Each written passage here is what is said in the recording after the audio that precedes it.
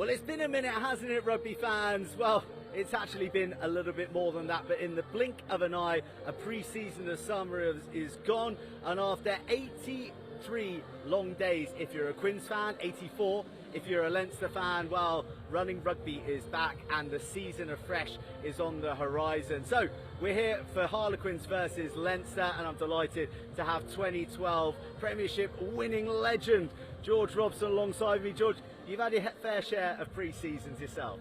Yeah, no, thanks for that very kind introduction. Yeah, I think I'm really excited to see how everyone turns out today from both sides. You know, Leinster, obviously, with the likes of Leo Cullen in charge and others in their staff, a really highly professional unit. Harlequins the same. It'd be great to see some of the younger players in action, but a great blend of youth and experience across the Quins side as well. Well, George has mentioned Leo Cullen and his excellent staff. I caught up with the main man himself earlier on. Leo Cullen, well, welcome to West London. This time you're playing Quins at home. You played them at the Aviva last time. You must have enjoyed the contest to line up round two. Yeah, no, we had a little arrangement at the time, so life after COVID, getting back, so you know, we had a great game last year in the Aviva, so different challenge for us this year.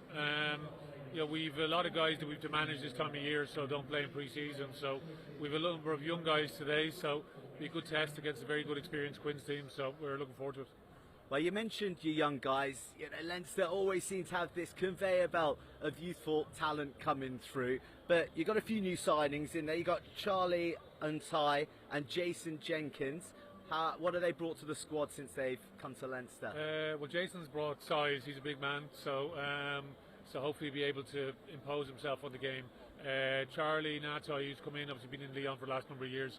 I came across Charlie first when he was at the Chiefs in New Zealand, part of a very, very successful team back then. So, yeah, like I think with a lot of the young guys that we have, it's good to have that experienced head in there, and Charlie gives us that. So we'll see how he goes today, and looking forward to seeing him goes in his debut.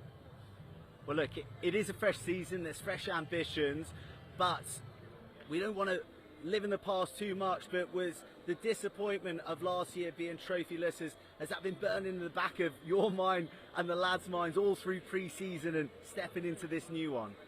Yeah, well, it's always a bit like that, isn't it? Like, it's on to the next thing. You give your heart and soul into something. We get to literally to the last minute of the European Cup final, you lose. So you've got to deal with the consequences of losing, unfortunately. So, yeah, we worked away during the course of pre-season. As I said, we're looking forward to getting back out there, and new season, new challenge, new players come in, and yeah, very, very excited to get going now again. Well, look, one more thing on the game tonight. Pre-season is a really interesting one because you want to go through your patterns and you want to try things and you want to explore those things that you've been training and working at, but you don't want to show your full hand to the URC, to the rest of Europe. So how do you approach these pre-season matches as a squad, as a club? We still want to put in a decent performance, and so go about trying to prepare as well as we can, like we would for any normal game. So, yeah, to be fair, like the lads have worked hard, but you know, like it's one thing seeing in training now. We're excited to see against a very, very good opposition. It's going to be a great challenge for our lads, but we'll see. But that's the thing we're trying to learn here today. So young guys, how they come in, how they travel with the group, etc., etc. So, yeah, three guys making their first appearance for Leinster and Leinster jerseys. So. Yeah, so we're excited. We're excited to see him go. Well, we're excited to see you in town. Go well. Thanks. Cheers, Leo. Cheers. Thank you. So you touched on it there, George. Leo Cullen, an unbelievable operator as a coach, but a tough man as a player as well, and he'll be instilling that in his players. Yeah, I mean, going a while back to that Bloodgate match, I don't know when it was, like 2009. I remember coming up against Leo and in a few other games, right? What a clever professional operator. He's a guy that if you didn't watch as a player, you wouldn't necessarily appreciate a lot of the work that he does. But in terms of his ability to cut a line, you know, maximise his output in the smartest possible way, I've got no doubt that from a coaching perspective, you look at guys like Borthwick, you look at guys like Skivington over at Gloucester, these are smart players, crafty players. So I'll be really interested to see how that translates to his players on the pitch today. You heard it here first. Second rows are the smartest in rugby, ladies and gentlemen. Well, look. Of course. Especially the ones that don't go into coaching are even smarter. Even smarter. I didn't say that. Even smarter. Well, look, from one smart man guiding Leinster to another very smart man guiding the boys in quarters. I caught up with Tabs earlier. Tabai Matson, Tabs, it is great to see you for the second week running. And look, starting there, let's wind it back 6 days. Let's go a couple of roundabouts down the A316.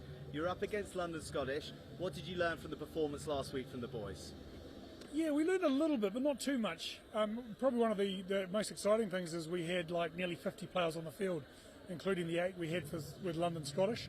So it was a good hit out with regard to the physical piece, and probably a really good start to the joint venture. Didn't break any eggs. Long may that continue. Always a good start. Always a good start to the season. That. Well, look, with the greatest respect to London Scottish, a tougher, much tastier prospect is in front of you today. Leinster, 4 European stars, one of the greatest that have ever played the game across club rugby. So, how do you approach this one? Well, it's a perfect test for us, isn't it? Like to play arguably one of the best teams in Europe consistently is just perfect run into the Premiership. And I'm not sure how many internationals they'll be actually rolling out against us, but they're well organised, they're super fit, they're collision. Probably one area we were really slow at last week was around the contact area. They'll absolutely test that. We're focused on the opening 20 minutes because we know it's definitely going to be faster than last weekend, and the breakdown, if we don't get that right, you can't put a team like Leinster under pressure. Well, you mentioned the contact area, an area that you'd like to improve on. Last week, 4 tries conceded from rolling mauls against Scottish. Is that something that you and the boys have been working on particularly? Yeah, that really created a bit of a kerfuffle on Monday and Tuesday. Like, no one wants 4 mauling tries. So, yeah, that's been a focal. It has actually been a focal point all pre-season, so that's an area we have to get right. Partly because it's been a focus for the pre-season, but also these guys, if they get within 7 metres of our try line, it's coming. Well, look, last time you two played each other, it was pretty much a year ago to the day. It was at the Aviva, but both of you came in as champions. Now, that's a different story for both sides today. So talk to me about the psychology coming into this match and coming into the season ahead. Yeah, well, it's interesting. I spoke with the coaches, and actually one of the players I coached down with the Crusaders, and they're actually a bit gritty about not being in winning any trophies last year. So I think a club like this has really high expectations, and so they're going to use this as a stepping stone to actually get back into the silverware. And for us, we're in the same boat. We got well beaten in the semi-final, our last game of the year, and we know that we've got to move our game if we were going to be in that top 4 again. So it's a good stepping stone for us, and we're really looking forward to what they highlight tonight. Well, look, I know a lot of people are looking forward to seeing this game, so much that I'm hearing over 4,000 tickets sold. 90% of the season tickets are going to be coming as well to view. So that's got to be a big fillip for you and the team to be playing in front of a big crowd for what is a pre-season game back at the Stoop. Yeah, and I suppose one of the things we love here, and I know I've got rose-tinted glasses, but we have the best fans in the league, don't we? And for them to roll in their thousands for this game just shows how much they enjoy watching the team and supporting the team. So we are very grateful that in a pre-season hit-out, we're getting thousands of our fans, and you can see they've already gone to the merchandise store, and there's Custard jerseys everywhere, and it's going to be a good night. Sure is. Looking forward to seeing you out there. Thank you. Cheers, Tabs. Great to hear from Tabs. What an interesting guy to break bread with. And George, have you got any insights on the Harlequins pre-season? Well, it's interesting you should say that, and breaking bread, right? I mean, it's been a hot pre-season, and I know the guys have been working incredibly hard. But what's been interesting for me has been the difference in how some of the sort of Northern Hemisphere boys and some of the South African lads will have been dealing with the heat. Having been in the Percy Arms down the pub near where I live, near Guildford, or Shelford, around that way, and bumped into a couple of the South African boys, and I said, guys, how are you coping in this heat? This is like bloody Dubai, isn't it? You know, and the sentiment was, don't know what all the fuss is about, mate. It was all the South African boys, as you can imagine. Good South African food there as well, interestingly enough. So the South and I'm on commission, so book 5 tables. You get. So the South African boys are thriving. I won't say who. The good news is that George is thriving here pitchside, but it's time to head up to the gantry to catch up with Sam Roberts, who's got the teams, and he's going to be calling the game. And George, you've got to get your skates on and get up there and join him. Thanks very much. Good evening, everyone. Long time no see. The last time rugby was here at the Stoop was back in April. And here we are, tiptoeing into September. We're back! Doesn't it feel good? No greater guests to lay on a pre-season feast to one of the most storied teams of European rugby. Leinster as a province, as a team, as a force. perhaps as great as any. And while they won't be operating at full capacity this evening, they always represent a match for absolutely anyone. Let's try and have a look at the teams while we wait for dear old George to climb the rigging and get up here. Quins have put out a pretty strong 15. Northmore and Anyanwu occupy the centre spots. Green, David and Murley will operate in the back three. Tommy Allen gets the nod at 10. Lewis Galtema partners in once more. The pack looks strong and mobile. Kerrod, Head, Collier occupy the front row. George Hammond puts Ernie Herbst under his wing in the second row. And on the back row has an interesting blend. Kenningham at blindside. Tom Lauday at 7. And Alex Dombrand plays 8 and wears 8. The Leinster side has a sprinkling of experience and some very exciting young players. New boy Charlie Natai gets a go with the 12 shirt. Very few interested to see how he goes. He will partner Jamie Osborne in the centre. A couple of academy graduates in O'Reilly and Russell, and the recognisable figure of Dave Carney pulls on the left wing shirt. Halfbacks don't need much of an introduction. Lots of skill and know-how in Byrne and McGrath.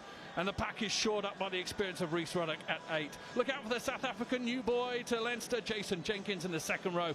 Yeah, another new signing. And Vaktang Abdeladze, he's a real handful at tight head. Keep your eye on that man. George, you're here. Fantastic, so good to have you with us. You've climbed all the way up here. It's a good job I've started my new fitness regime here in the shape of my life. But getting up those steps was definitely a challenge. It was, and I'm very, very pleased to have you with us. I'm pleased to have you, and I'm pleased to have rugby back. August is a long month, isn't it? Yeah, I suppose so. I've just been working on a lot of stuff, trying to get something finished with work, and I tell you what, it couldn't have gone quicker for me. But yes, okay, for the rest of the world. Okay, well, we're not really here just to talk about you, George. I'm glad we've established that from the start. Otherwise, this could have gone very differently. We're here to talk about Harlequins. You played a record amount of times. Nobody's played more at lock forward in Harlequins shirt than yourself. How do you feel? How do you reckon on this Harlequin side ahead of a new season? What are you looking forward to? Oh, look, I'm really looking forward to tonight to see how Harlequins are going to play, what they're going to be focusing on. I'm sure they'll have been focusing just on themselves, as you often do in these pre-season games, because let's be honest, both sides aren't really going to be sure about the teams they're playing against. Typically there'll be a lot of analysis done in season. At this stage, it's about showing what you're all about as a team individually. And is it difficult? I know you sort of touch on it there. Is it sort of difficult also to manage your temperament a little bit for pre-season? From pre-season, you've been stuck in a box doing, sort of up and down the pitch, and now you get to a match, you're like, oh, fantastic. Is it about just holding your cards a little bit? Look, I was thinking about this just a minute ago. This is the bit that everyone loves, right? Everyone's coming out. There's a buzz in the stadium. Great atmosphere here at the Stoop. A lot of people. You don't always get this in pre-season in other clubs and other organisations. So I think this is the bit you love. This is the bit you're ready to go out and actually play and do what you absolutely love. No one is gonna miss this bit more, right? The hard work in the gym when no one's looking, you have to put in. No one misses that. Everyone misses this just now. Listen to this.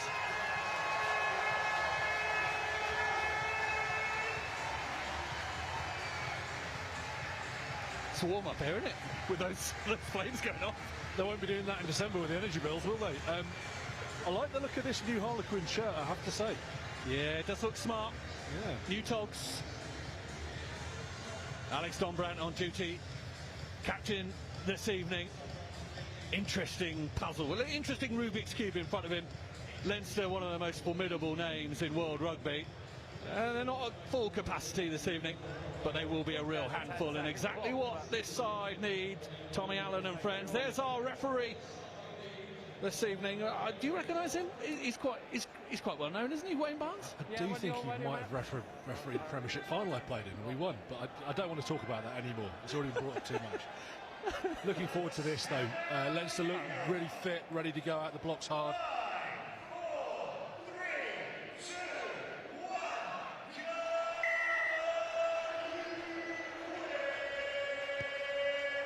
Ross Byrne lifts the ball into the London night sky.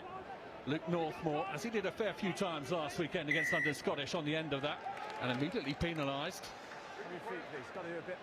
And as was the way last week, I'm not sure we'll get too many kicks at goal this evening. Luke McGrath wearing the 9 shirt. lots of experience and know-how. 8, 9, 10 and 11. They seem to have done that, Leinster. If I'm a layman looking at their team sheet, it looks as though that they've stacked it in the middle and then allowed a little bit less experience around it. 5 metre line, fellas. Will. I'm going to go attacking. Early line-out, George. This is your domain. Yeah, really interested to see how Quinn stack up in the line-out, how they're going to defend this. Looks like they're cutting off the middle and back here. John McKee with his arrows dead straight. Good drive, good body position from Leinster. Those famous blue shirts break away. Harlequins have got to be clever.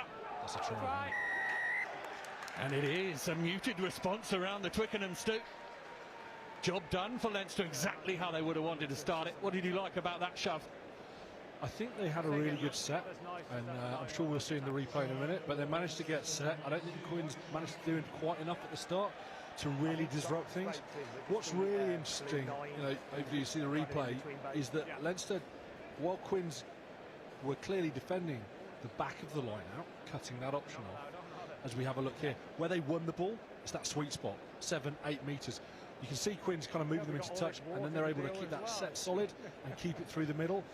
It's a soft set piece try to start the pre-season game with, but again, this is early doors. John McKee there at the back for Leinster, steering that well. I mean, that's it looks easy, but you've got to have your wits about you. Absolutely. I just think the set is really strong where they are in that kind of 7 metres out. That spot's a nice sweet spot. Any further forward, a lot harder to score.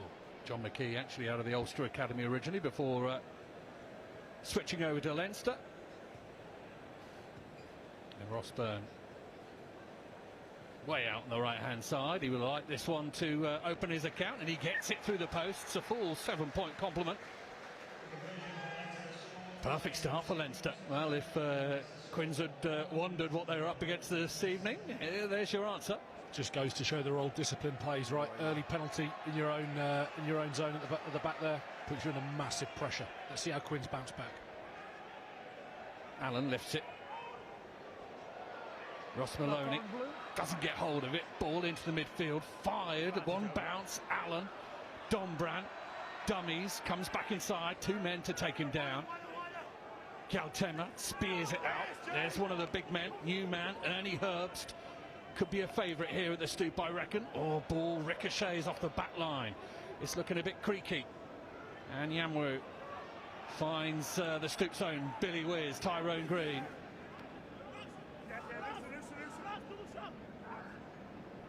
Right they go. Hammond, I think it is, tries to burst through. Bodies in position again. Galtema will position people, and I think will look downfield.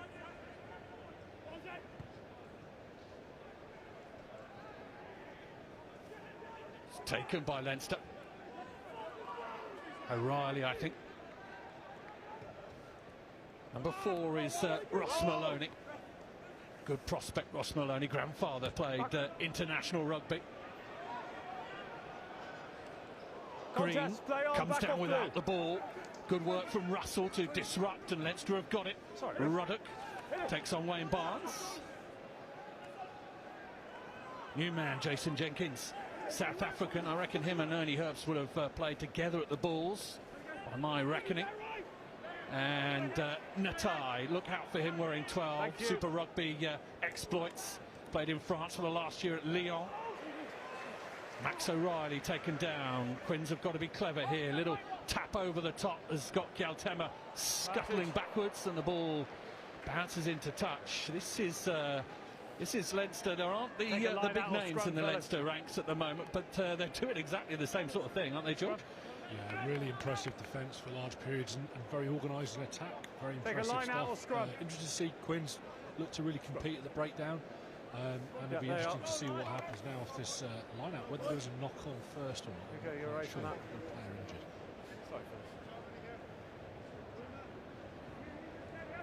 Good. All right, first one then. Thank you for joining us get that via balance, Facebook, via forward, YouTube. if that's okay. Let's try and get that working. So break foot on, please. The whole way. Well, as long as it's kind of... George Hammond was the man having a little bit of attention. Right, just to the left. But get your balance, okay? Get your balance.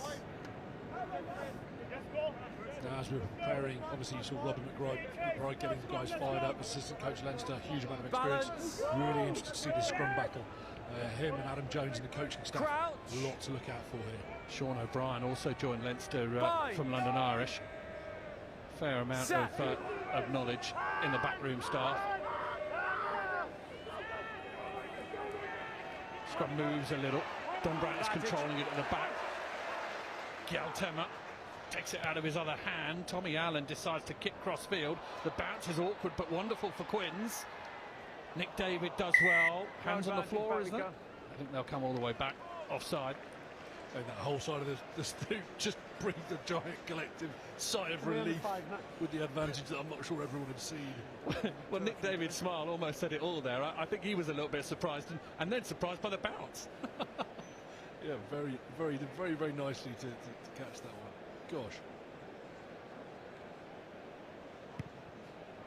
Tommy Allen. Good clearance kick up to halfway. Foot forward, please. A bit more. It looked like it came back quite a long way there. Halfway's perfect. Just looked like it was a bit more than that. George Head at hooker for Harlequins. Quick shout, and Collier is on the ball, and they're into the midfield. Andy Anwood, who's going to have a busy few months, I reckon, and a real opportunity for Lennox and Anwood.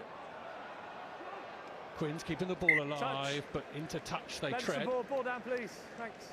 And Leinster will get the ball back. Yeah, your line.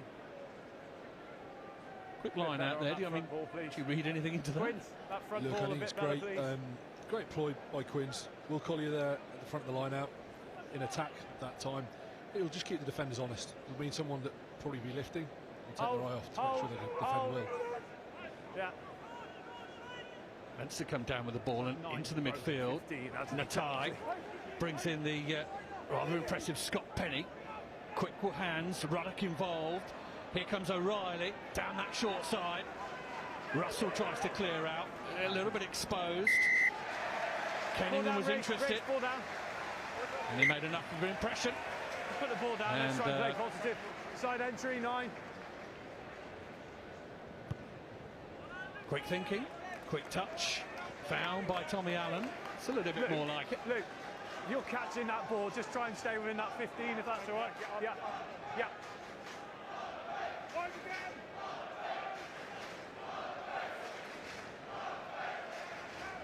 Friday Night Rugby back at the Stoop, a lot of people in. Hold, yeah.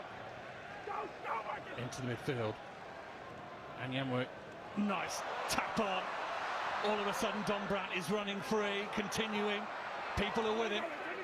Better from Quins. That'll get the Southwest London crowd on their side. Over the top, Tommy Allen tries to regather it. No, spoiled by Leinster.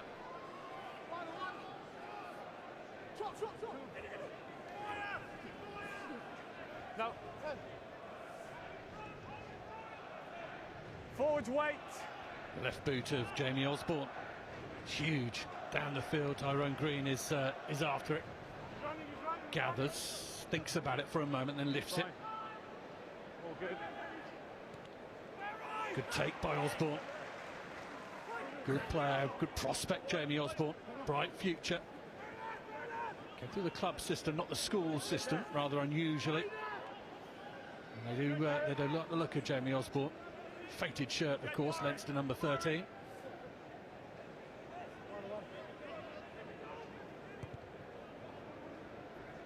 Luke McGrath has found Green again. Green, a little bit of space. That's all he needs. Gyaltema. Leinster have been slow to organise here. And Yamwood trying to find the outside arc. Northmore gathers it brilliantly and then is unceremoniously bundled into touch by Charles Natai. Not now.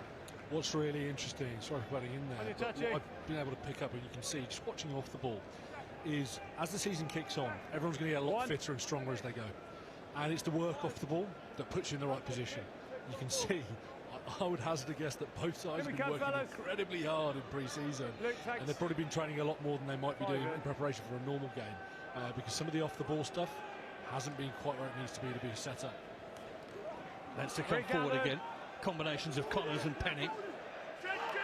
Will Connors wearing 6 is another good, bright young thing for Leinster. Tommy Allen dallying, choosing eventually to knock it in behind. Leinster have to scurry back. Good tackle by Nick David, wraps his man up. His friends join him. Pressure is applied to the Leinster ruck. When you're ready. Sorry, mate. Oh. Now Leinster here, what's really interesting about this kick chase they've been organising is they're making Forwards, sure wait. they clear their lines on this occasion. On the other occasions they've been clearing their lines, the key's been about getting bodies off the ground across the park to really get that organised kick chase ready to go.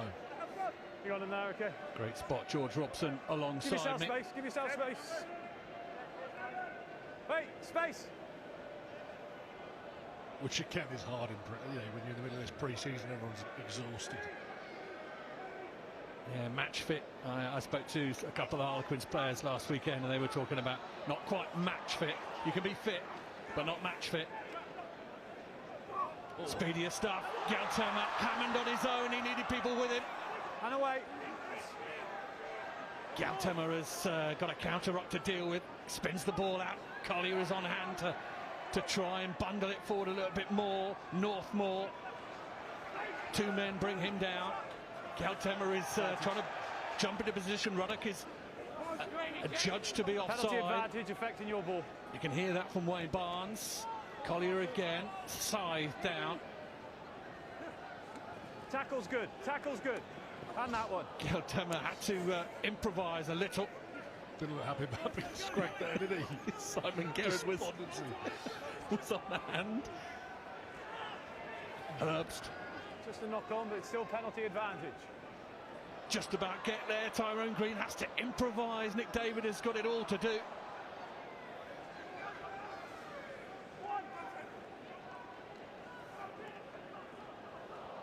Ball bounces loose again. Roll away, please. I think Quins were quite pleased to see that come back. Leinster's defence is good, George. Yeah, absolutely. They're very well organised, and I think it's about the gain line here.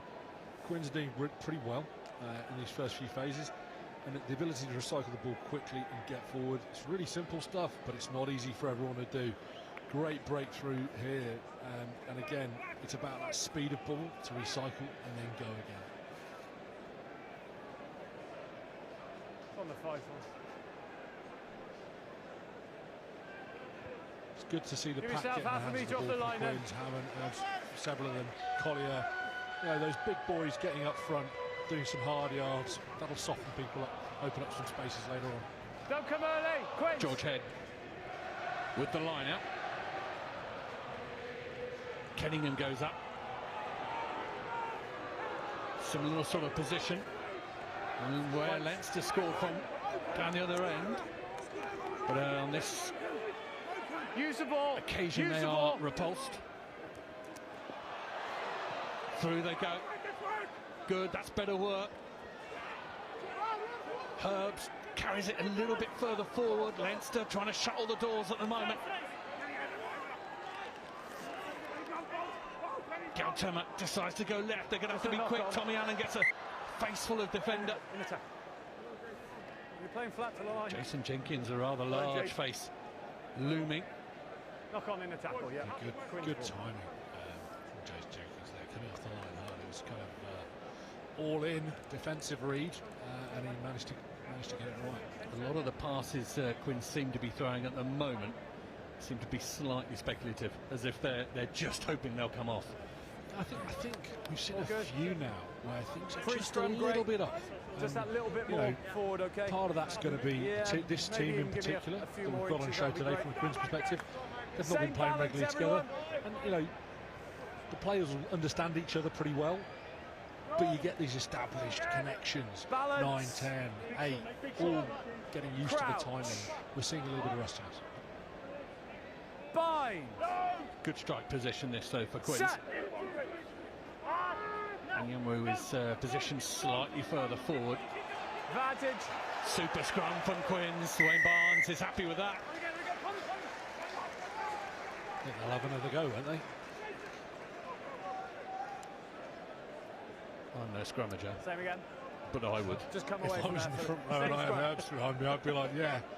I'm like, penalty on our own 5-metre line. Just move away from Scrum that, again, okay. please. There he is, only Herbst on your. I Excellent think he's free scrum. on Excellent your free shot at the scrum, moment. thank you. Yeah, looks like he'd hold his breath for about Looks like 45 he's minutes, going doesn't he? and he's coming out. Absolute That's what it looks mountaineer. like. It reminds me of a younger version of myself, I have to say, just with a larger beard and a decent lid.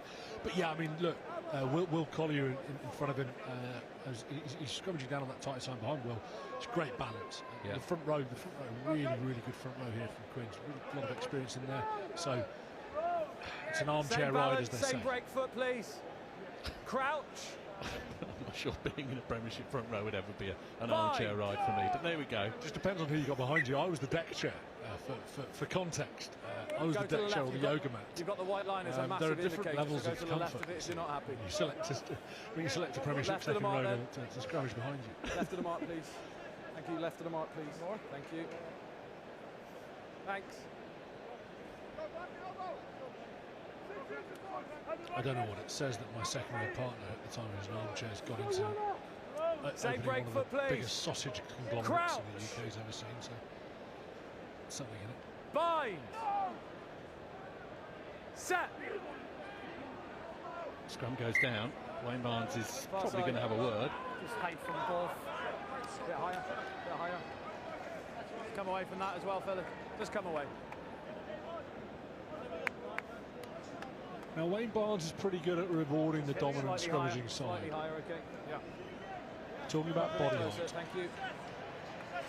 Is that pictures? I mean, is that you want to show? You want to show that you've got good body height rather than actually doing it. You want to show that you're dominant. Does that make sense? Yeah, it does. I think the team that's going to going forward is going to get the benefit of the doubt. Crouch. A bit like in fighting, if someone's owning the centre of the ring or the octagon, similar kind of principle with scrummaging, right? Whoever takes that space and has that early Set. dominance moving forward, much like Quinn's just edging. Look at that. Any penalty now? Yeah, there you go. Another good scrum. Galtemo winds his way through. The door was wide open, and the scrum half gobbled that one up.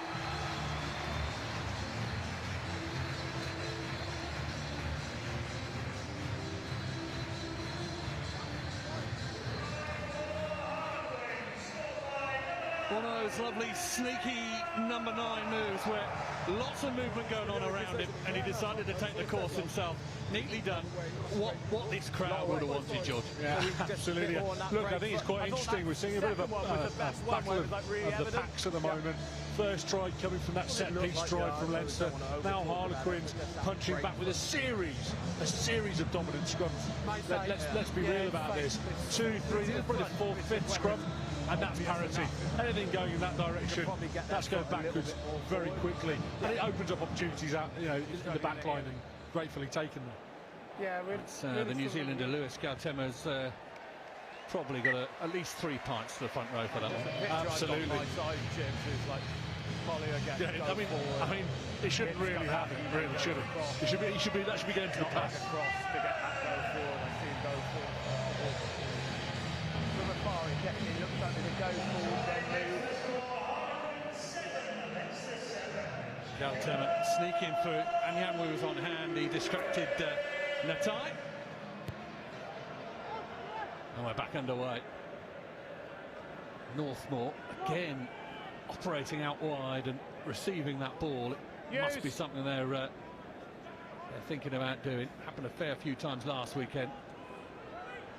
Now again, how are Quins going to exit? Are they just going to look to clear into the stands, or are they going to get a good chase on? And use it! Lots of bodies on their feet, so probably keep the ball in. Let's see. Give them a range. Maybe not. Yeah, it is Just just about enough on it. Thought for a moment the angle we were at, couldn't quite see where it was going. Galtemo did have a kick over his shoulder. Yeah, and I think it just gives him that ability to kick a little bit longer, knowing he's got bodies on feet. Keep that wall of defence chasing. Something I spotted before was a few of the scrum halves kicking for 50-22s. That's what they were practicing just before the game started. That'll be interesting to see. Obviously thinking maybe with a quick line speed in the backs, there might be some space out there. Leinster have got the ball back. And here comes Ruddock.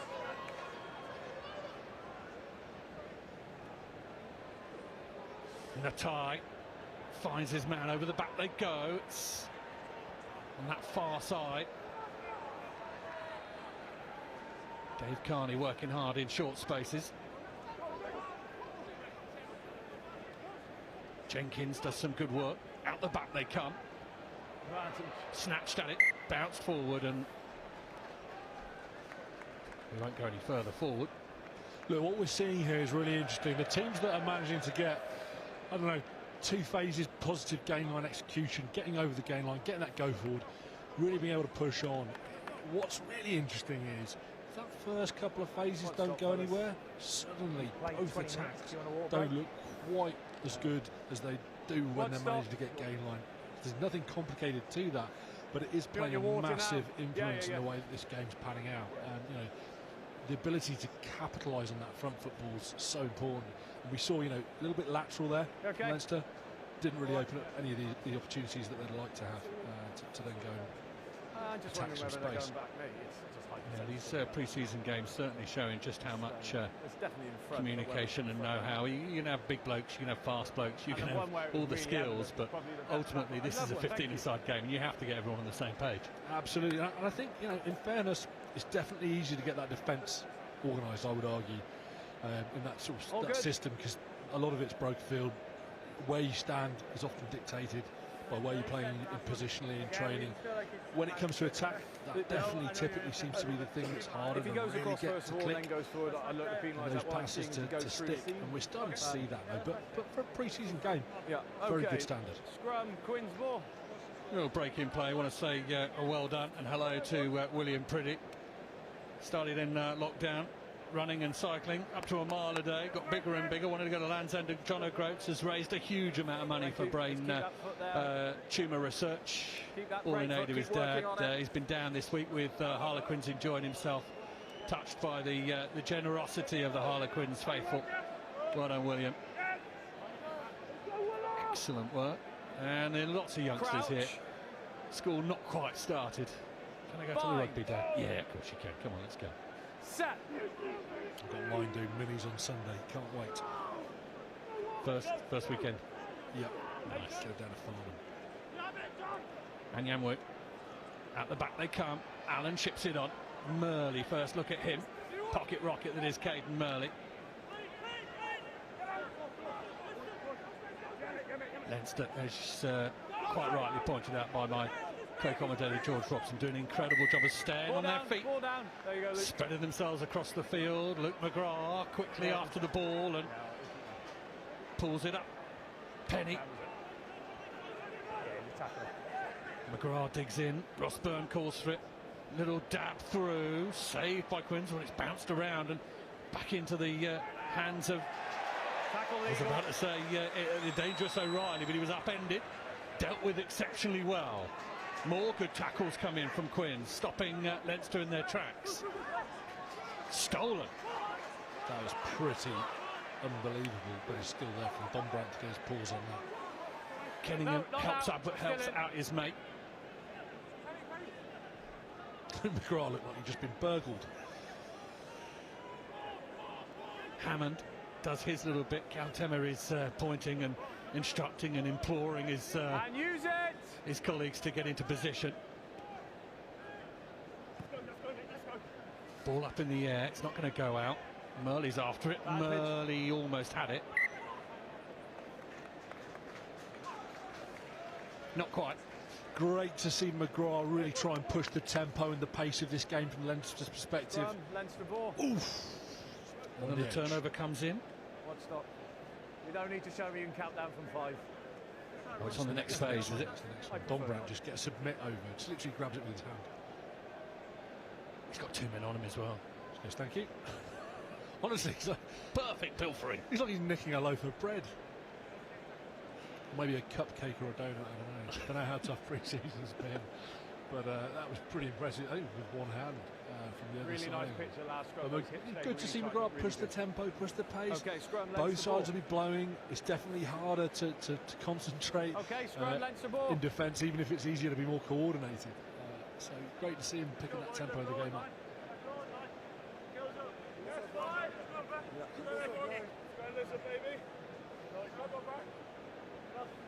You people just taking in some big deep breaths. You see Wayne Barnes looking around at players and wondering whether we should ask him to carry on. Well, I think Barnesy might actually be one of the worst culprits. He might be blowing himself.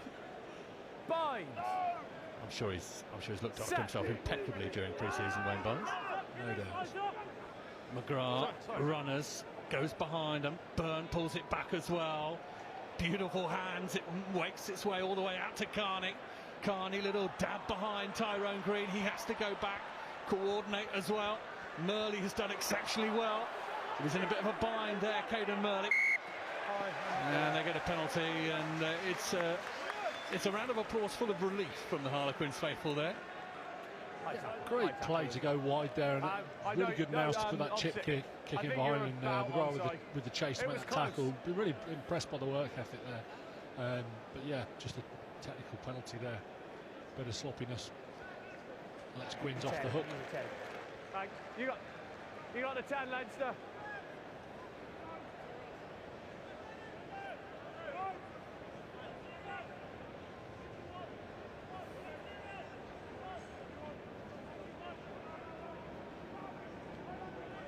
There's the big Georgian on your screen, Abdeladze. There's a fine bit of Georgian wine. It's one of his projects over the last couple of years. Not satisfied with playing rugby.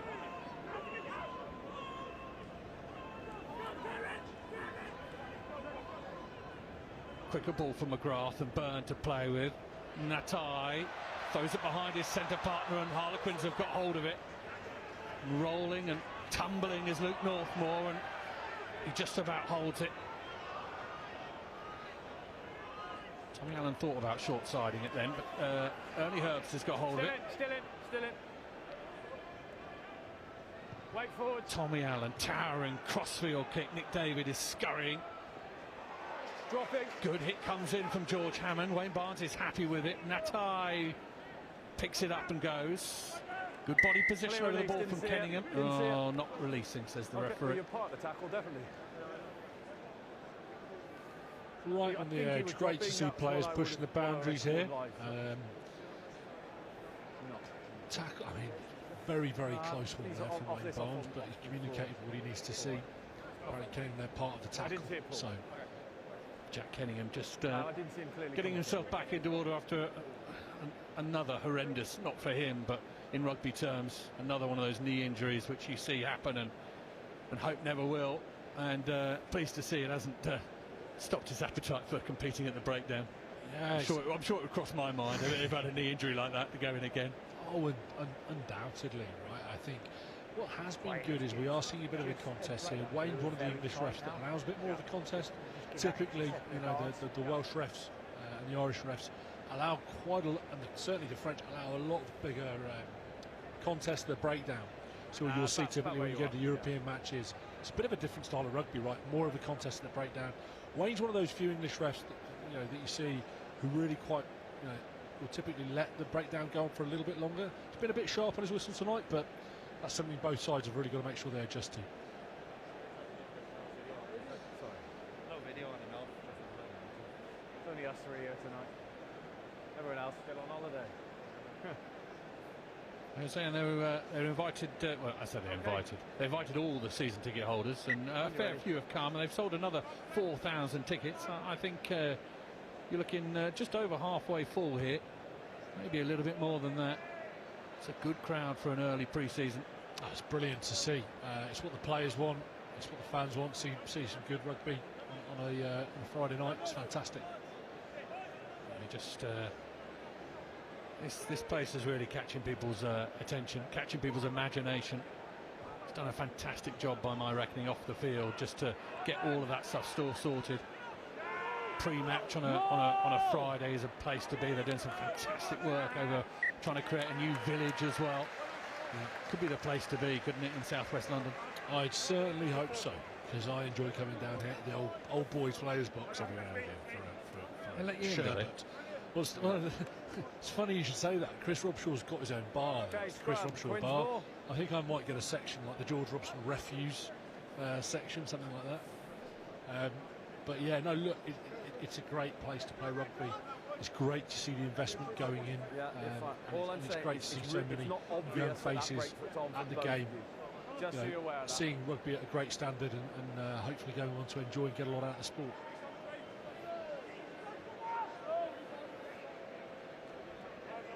It's a good contest at that last line out there. We've seen a couple of steals now, so it's been quite an interesting battle. Done a scrum for Harlequins to work through. Last couple for them has gone well. It's gone down. Just Cunningham again, some great work in that maul. Knew it was a maul. Looked at Wayne Barnes. This is a maul, right? Held it up. He could see what was going to happen. So when the whole thing came tumbling down like a house of a pack of cards, he was there and knew he'd secured his side. Not a penalty, a scrum. So it's a turnover in possession. Really quite smart play, right, for one of the younger players at Quins. Massive potential. Crouch. Bind. Set.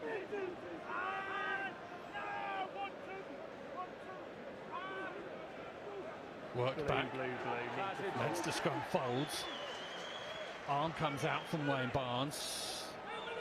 Dombrant tries a little shuffle. He's got such great feet. And Yanwu thinks he sees a little bit of a gap. Ball is going to bounce awkwardly for the Leinster defenders. And they'll go all the way back for the penalty. Where the part of it is just overstretch, never chase his feet.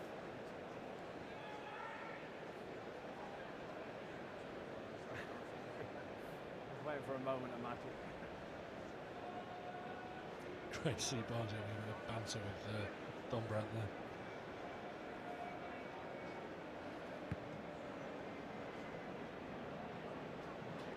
Kick all the way, yeah, and it's a good one.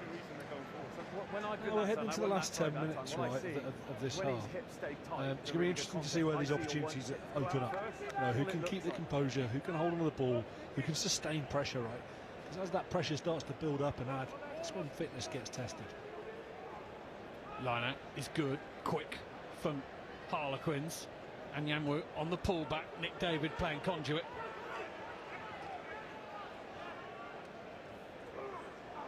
And Yanwu again, combining well. Almost bust the door open. Again, good handling. Quins, a little bit more pep in the step at the moment.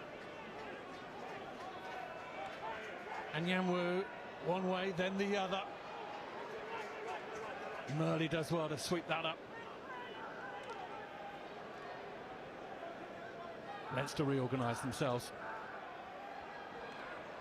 Hammond. Galtenma pushes people out the way and then fires a ball across the shoelaces of his back rower. Use it!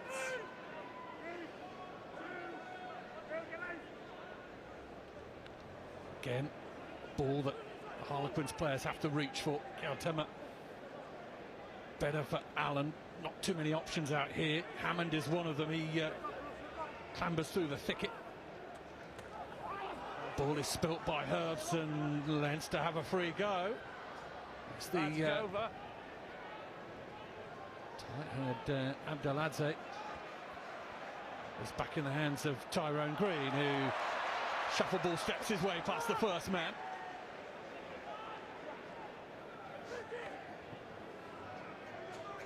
No, not now! Quins at 30 yards away from where they were a few seconds ago. They've lost ground, but they'll go again.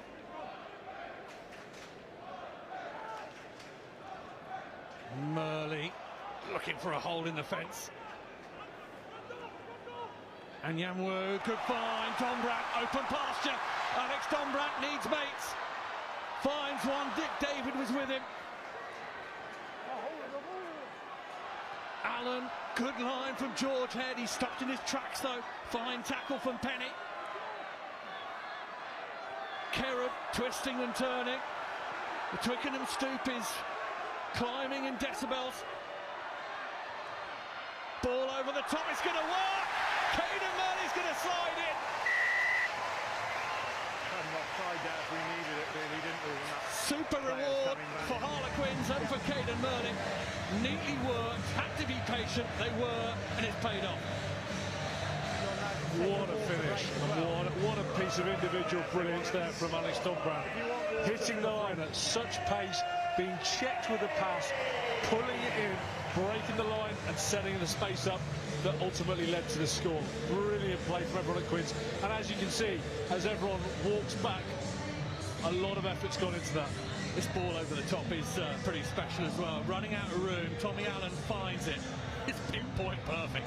It's a lovely ball into space, and yeah, the pressure's really shown. One of the things I think we haven't spoken about, right? It's a humid night tonight, right? A lot of cloud coverage. It's warm, a lot warmer than a lot of the season the guys are going to be playing in. What people forget about is how wet and slippery this ball becomes. Not just with the humidity in the air, but the sweat on everyone's body. So the longer these phases go on, the harder this ball is to handle. We've seen with a couple of spills. It's not the easiest ball to catch. It's not sticking that well. So something people don't tend to think about in this kind of weather. But yeah, pretty sticky conditions. We probably needed to put a few of our lads together as well. Yeah, the collective Well, we got roughly on clock, so... collective heartbeat of Harlequins just steadying a little now. You can just feel it. Not only the crowd, but the players. You look around, they just that was nice, that was good, that was one for the soul almost. They've been rocked a little by Leinster. Yeah, it was great, you know, total rugby. Forwards, backs, interchanging, great, you know, great skills on show, great ball at the end coming out, and a great finish. You could almost sense them going, oh, no, that's how we do it. I remember now. This is what the coaches have been asking for us to do. God, brilliant. Byrne finds Northmore. Dombrand, the owner of all the keys at the moment. Have you ever seen a player with better poise on the ball? He's just so natural, isn't he? Brilliant. I wrote a piece and likened him to a Greek hero. He's a little bit like, though, isn't he? He's a little bit, Greek hero, definitely with the Adonis body as well, I'm sure. And but also just his ability to hold the ball. It's quite remarkable. Yes. Fantastic. Leinster have their own superstars, and that ball is a little bit loose, and Nick David is on it in a flash. A little bit of miscommunication in the Leinster back line there.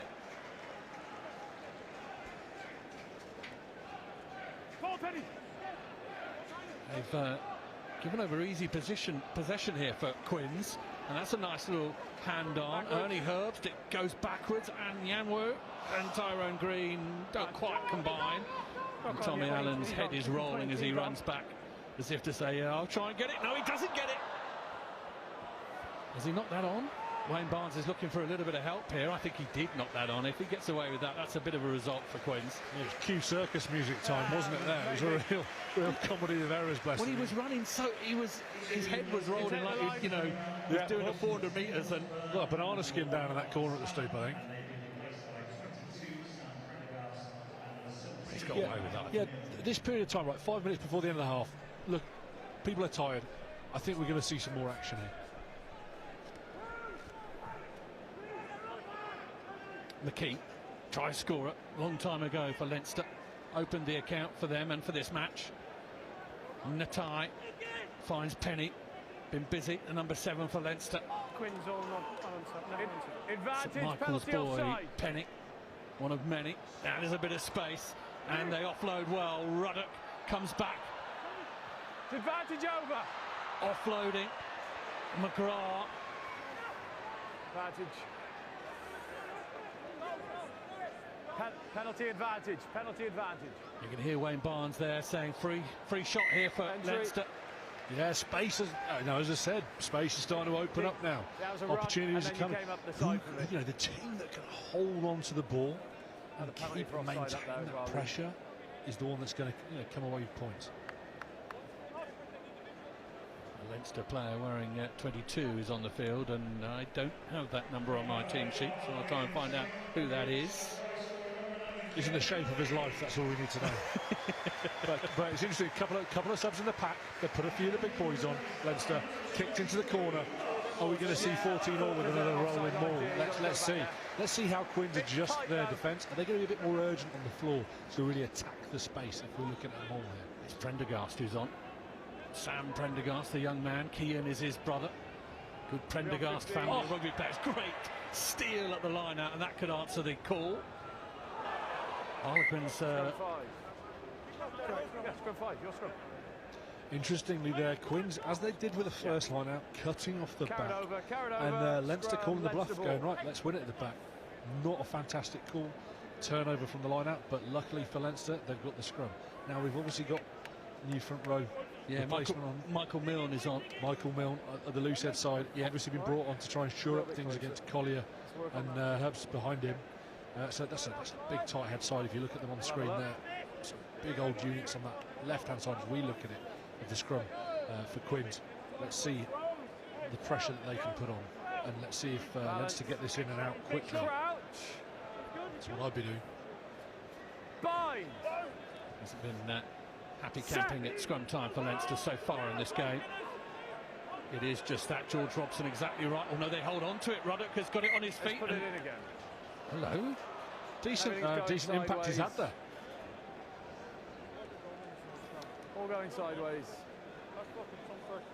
Michael Milne at 17 doing well. Yeah, he's obviously had his protein shakes in pre-season. Milne, he's looking like a big unit, big difference on that tight side. Remember, coming on fresh, Will Collier on that side had played a good 35 minutes first game back. Different pitches at scrum time here. Now let's, we were talking earlier on. Can you earn the right by having that dominant push at the start? Let's see if that's influenced Wayne Barnes' thinking now. Crouch. Bind. Set. Rhys Ruddock at the back, wearing 210 appearances for Leinster. Use it, please, Luke. McGrath has been asked to use it. The scrum has gone down. Ruddock is going to have to pass it out. Tack all the way.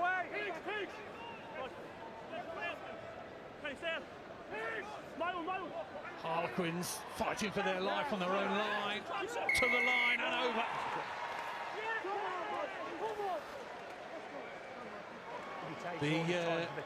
The bodies come together and push their way through. We'll have a look at exactly who they award that to. Is that Milne who's just come on, who's got that? It's big thumps on the back. I think it is him who's taken the plaudits. And I think they're running back. They might have had the nod as to the fact this might be half time. He's had his grass-fed beef. It's time and anyway, as if it out. wasn't sweaty enough, we've now got rain. Definitely half time. It's Voila. They gave that to McKee. I think it's Milne, isn't it? Milne's 17 on his back. Yeah. He gets helped out by McKee, most certainly. It is Milne.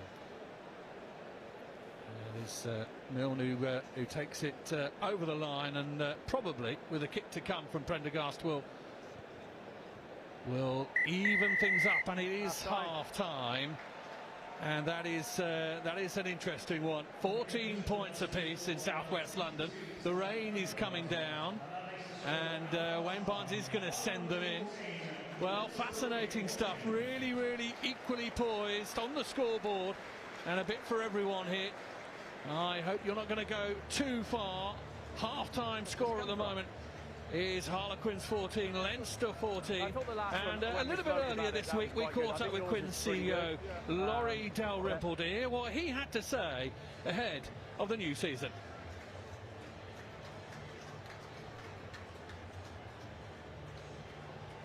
It's great to be back at the Stoop here today, Laurie. Can you tell us a little bit about what's happening? Yeah, absolutely. So today's an event that we've been trying to get out the door now for about 2 years, and this is recognition to all of our supporters who donated their membership money and season ticket money into the club during the hardest of times through COVID, which, to be completely honest with you, we would have been really lost without. It was such a big financial boost for us in order to ensure our sustainability and survival through those 2 tough years.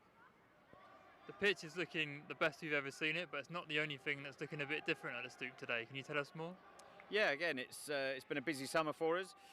We were planning a lot through the back end of last season about how we can continue the development and the investment into the facilities here, into the product, to try and make it the best match experience that we can provide for our fans. And so there's a lot going on, some of which you can see. Our North Fan Village is obviously the biggest sort of development work, so that's I'm assured, progressing well. It was never intended that it would be finished this weekend, so we're aiming for the Saracens weekend in our first home fixture.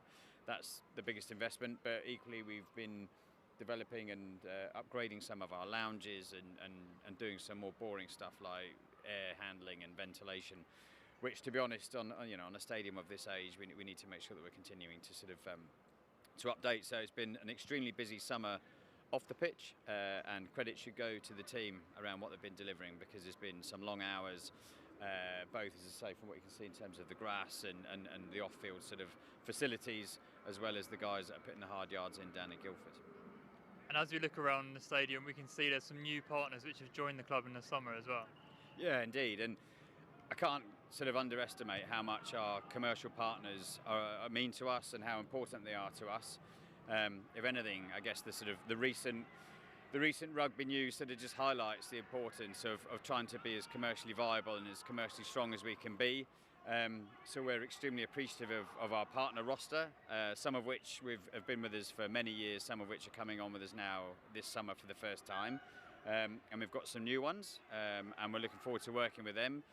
Obviously Castor, we've changed from Adidas, and the work that we're doing with Castor to deliver 3 really strong kits is being well received by the fans.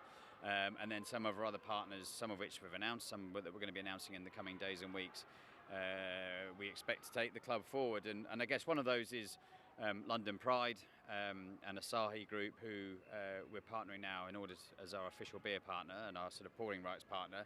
And a moment just to reflect on Green King as well for the huge amount of commitment that they gave to us over many, many years, and we thank them for that. And we now look forward to working with London Pride and Asahi to deliver a fan experience that we think will be excellent in the years to come as well. Everyone's really excited about seeing our men and women's team run out here at the Stoop. How are you feeling about the season ahead? Yeah, really positive and optimistic. That's not to say I don't think it's going to be a challenge, and it's going to be extremely competitive. We saw that towards the end of the last season, that a lot of clubs are now developing as well, and you know, the last year's sort of top 4 was extremely tight. I think if we'd gone another couple of weeks, you know, it would have been even sort of tighter and more competitive. So we expect that to continue, but we've got a really strong cohesive group across the men's programme. We've only brought in a couple of additions, which I think is a positive thing, because we know what to expect, we know the culture, we know the identity of how we want to be. And then on the women's programme, slightly punctuated obviously with the World Cup down in New Zealand this winter, but we've invested in that programme significantly over the summer, both in terms of player retention, player recruitment, and I think we've got the best coaching structure in the league, and we look forward to supporting them to achieve as much success as we can across that programme as well. And just finally, do you have a message for the supporters? Oh, of course, it never goes without saying that the club would be nothing without our supporters, and the reason why this event is on today is because we had a huge amount of support, both physically, mentally, financially, from our supporters, as I say, over the last sort of 2.5, 3 years. So this is about them, but we're going to continue to need their support through the season. We sold out every single game last year, which is a testament to their loyalty and commitment to the club. Early indications are we're going to have another similar year like that for next year, because Saracens is practically sold out now, and the 3 games behind it are selling really well. So they are an integral part of the club, and they are woven into the fabric of this club. And if we achieve success, it's because we achieve it together. So, as I say, I can't overstate how much we appreciate everyone's help in supporting the club to go forward.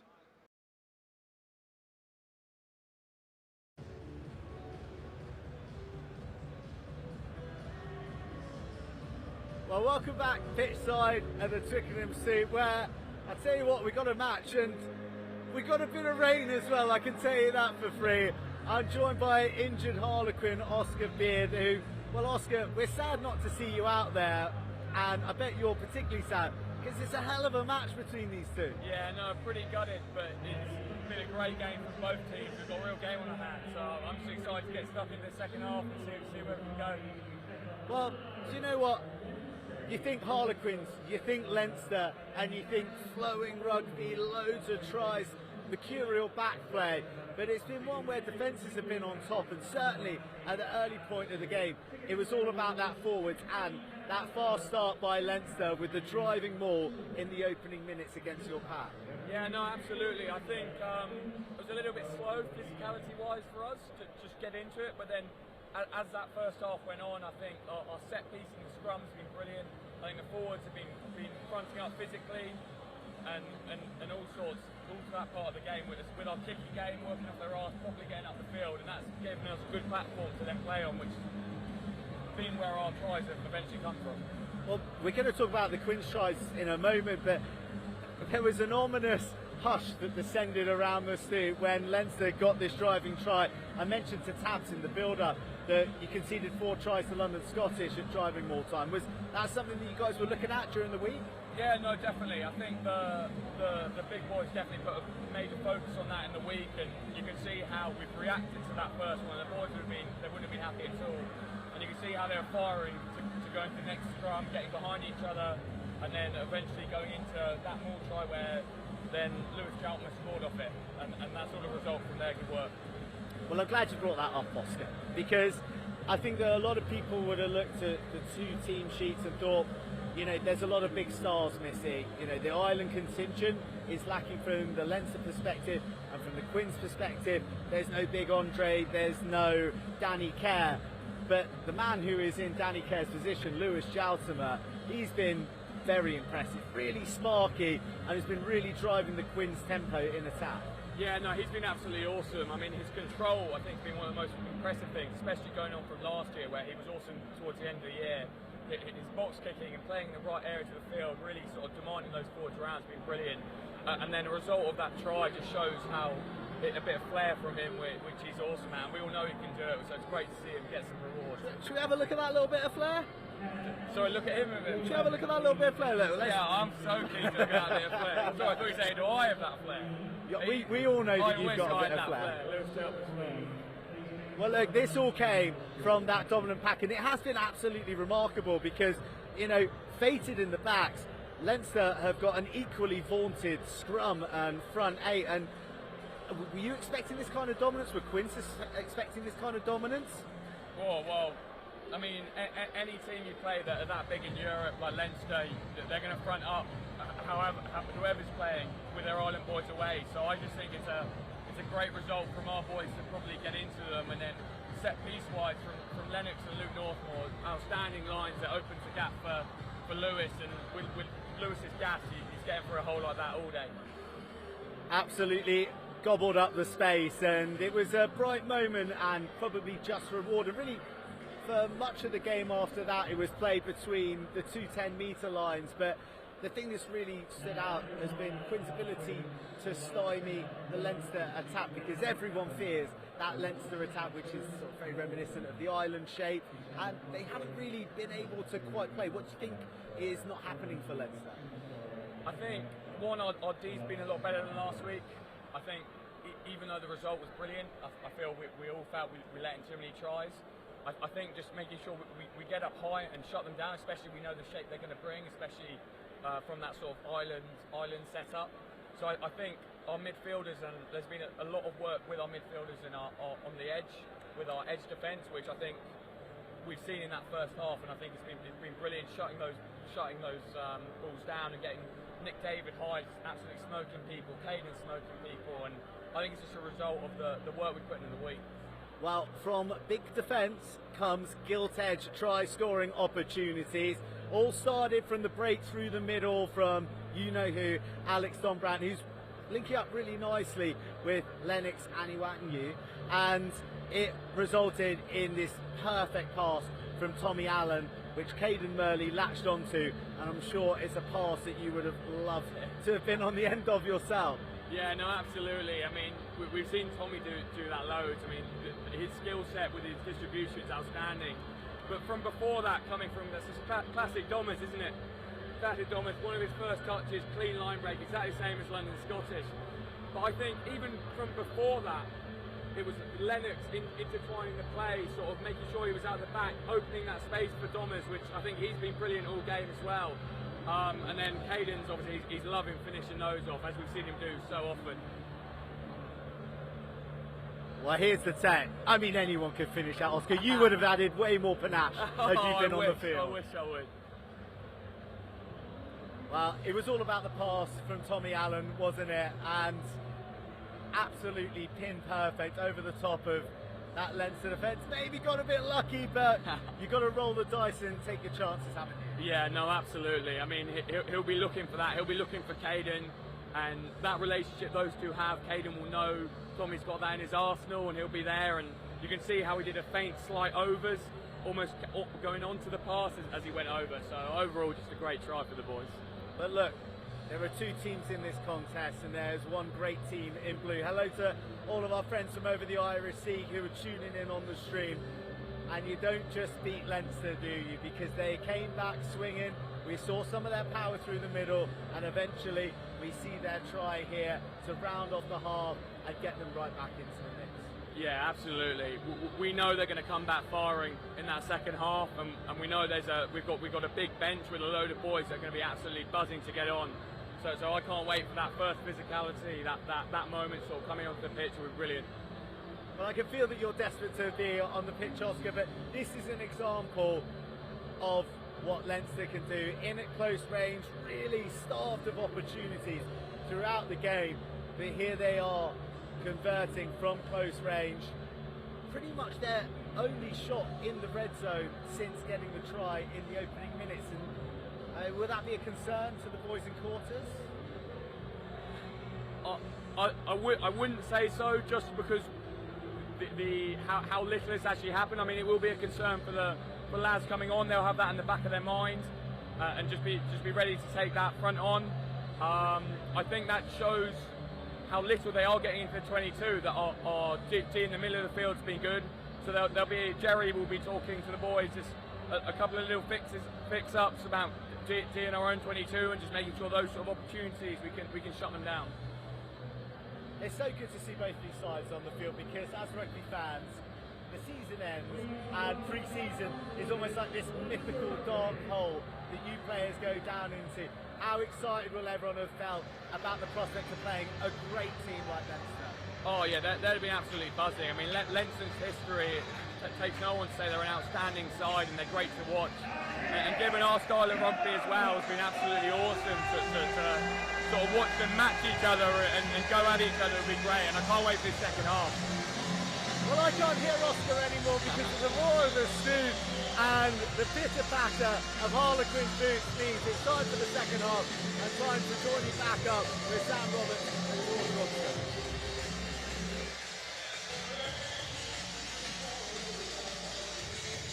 Thunderous at the Stoop. It really is a party. Yeah, quite a few changes as well by the looks of things. A couple of shuffles in the pack, and interesting to see the impact that has. Dino Lamin, Marla's in there as well. A couple of others. They've obviously helped us by putting people on with shirts with no numbers on the back. That's obviously brilliant. I love that. It's really good for me. We'll try and work out who's where. Marla's pretty unmistakable. Played so much rugby last season, Joe Marley. He was a revelation for me. He really was. For a man in the position he was to play the amount of minutes he played. Extraordinary stuff. But it is all square. Joe Burns doing a grand job with dear old Harry Bird. Beard, should I say? Harry Bird, I rechristened him. Harry Beard. Same but different, you know.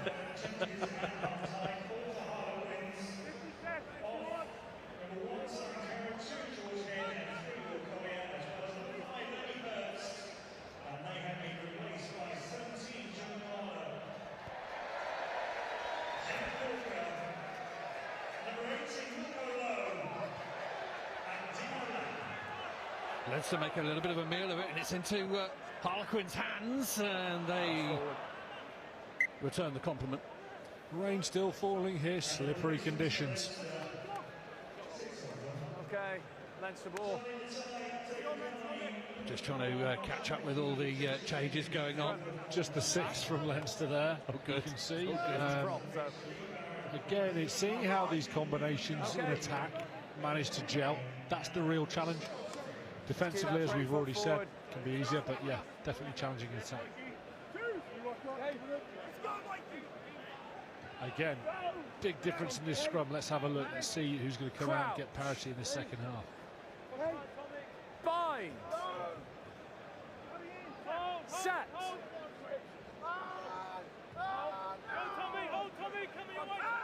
Leinster scrum is slightly more secure than it was in the first half, and the left boot of Jamie Osborne is pretty fantastic. Tyrone Green fires it back in field. Bring them on. Chisholm Winger. kicks it down the middle of the pitch and then retreats. Difficult ball flight out of these lights, I always think, down here. Bring them on. We now have a game of positional kicking. Joe Marler's a big fan of this sort of thing. You can see just by his body language.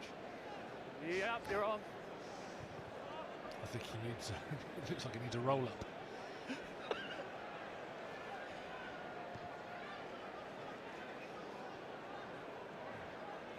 They're still kicking it. O'Reilly now thinks he sees half a gap. Harlequins semi-interested in the turnover.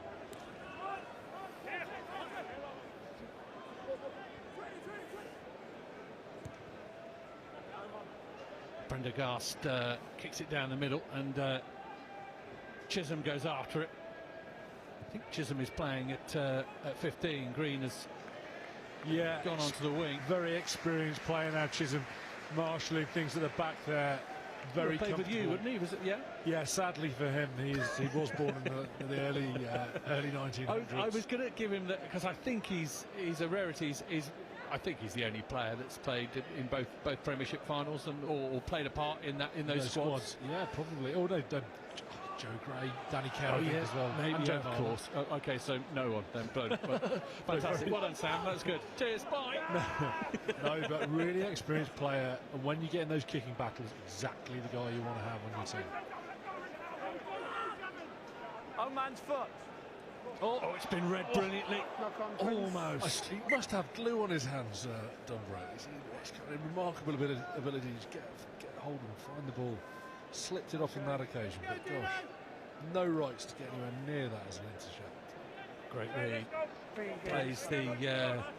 Plays the game so intelligently, and I know obviously didn't go on tour with England this summer, but for me, he is the answer at number 8 for England. But Eddie Jones doesn't quite see it like that. I mean, he's just a naturally gifted rugby player. He's that player you have in your team growing up. He might not be benching the most or doing the best structural fitness and strength, but he can pick a line. He's just a natural, brilliant rugby player and a great rugby brain. Hold the winger, hold the winger. Kick downfield. And Tyrone Green is thinking about going quickly.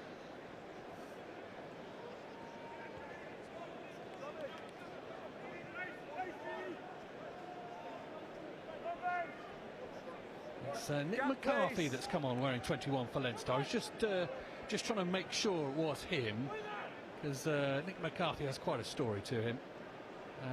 I think first, certainly in Ireland, openly gay rugby player. And wonderful to see. Huge amount of support throughout the game for that.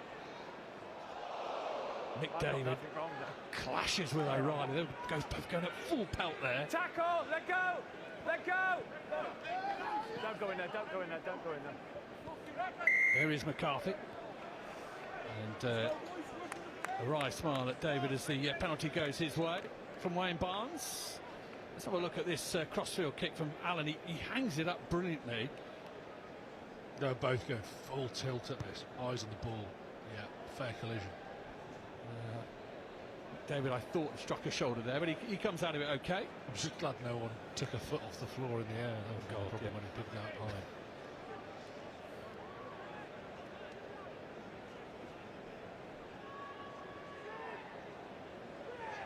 Barron, I think it is, wearing 16 with the line out throw. Ruddock mishandles the initial, but they come through. Scott Penny tries to offload. And Quins have snaffled it. Outside. And the kick into touch goes straight out. That's unlucky because it was almost exactly the right call. That'll do, Val. That's costly kick there. Ball coming all the way back. 10 metres from the 22.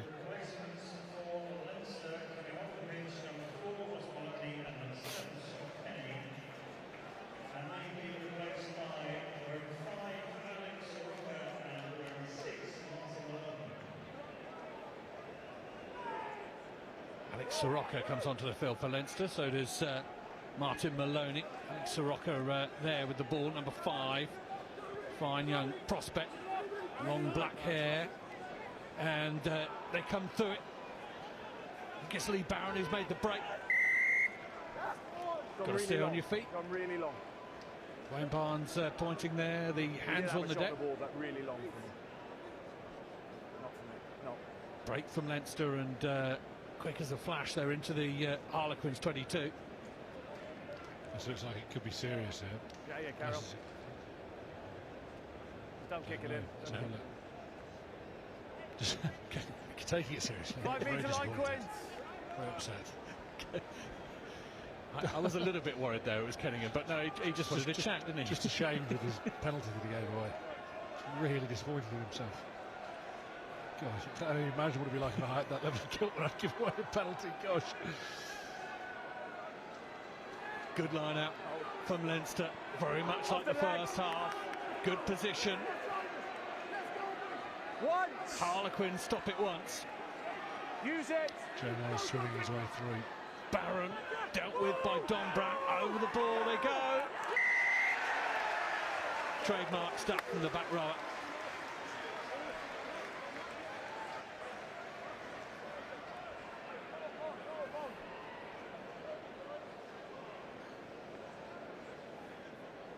That slight difference in picture where you got your legs under your Jack Walker's on the field, not wearing a number. That was I was trying to recognise who it was.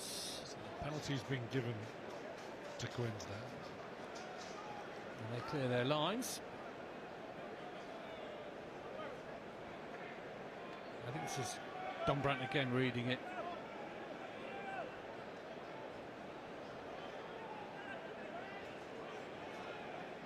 Wayne Barnes on the spot. Can we have a gap, please? Gap, please. No, gap, please.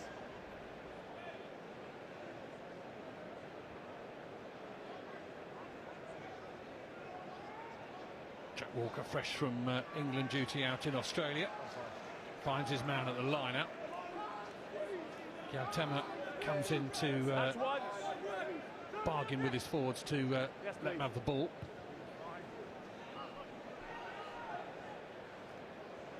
Again, David making a nuisance of himself, and Walker's hefty right boot comes in. It was a knock-on. Knock-on in the air. Things getting a little bit scrappy. Let's see now. Leinster are going to have the ball, middle of the park. Let's see what they're going to do with it. They're going to kick for possession or have a crack. See if they can get gain line. If they do, could be exciting. If not, it's going to be a torrid bit of attack for them in these wet conditions. He started to just hinge a little bit, but ball came away. The back line looked pretty narrowly set up. I was just looking at that. They do look. Crouch. There's 4 of them in a tight square. Bind. Set. Of course, assuming we can get through the scrum line without any huge disruption. Oh, short side Pops up. Down the short side they come. Super work. Oh, what an offload. And I think McCarthy is going to slide his way over. What a response from Leinster. Not very much room to work it. And they created something absolutely wonderful. McCarthy, the man who scored. Yeah, brilliantly exploiting the short side. Defensively, got to do a little bit better there from Quins going high as they broke down that short side. But brilliant bit of skill to close things out. 20 is Max Deegan off the base of the scrum. This was lovely from Deegan. Held the ball out, ball in both hands, and this offload is worth photographing. Beautiful stuff. Pretty special. So many changes, difficult to keep up. Wasn't 100% sure But Deegan has made a real imprint on this game already, striking from 40 yards, and that offload is, well, it will make a highlights reel of his, I'm sure. Lovely offload, lovely fend and ability to move the ball in the tackle. Defensively, not that great, but you've got to take those opportunities on that short side when they present themselves like that. So really good finish there from Leinster, and now that puts the game in a pretty interesting position. Yeah, Harlequins are going to have to fight their way back into it. Scott Steele has come on, Cal Temmer has come off. I think Don Brandt is also making his way towards the sideline, takes a few taps from his colleagues. Lord A is now captain.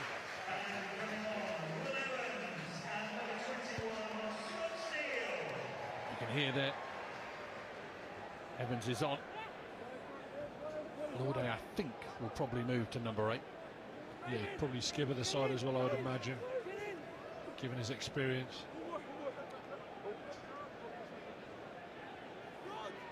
Leinster and McCarthy are going to look downfield. Green watches it sail all the way out. That's another mistake. Taking that in. Keep going, mate, keep going. Where you are, yeah. Give yourself a bit of space on the kicks as well. You're probably about a metre up. Good spot, either communicated, shouted at. Carried back. But unfortunately, the kick sailed out and taken back into the 22 before.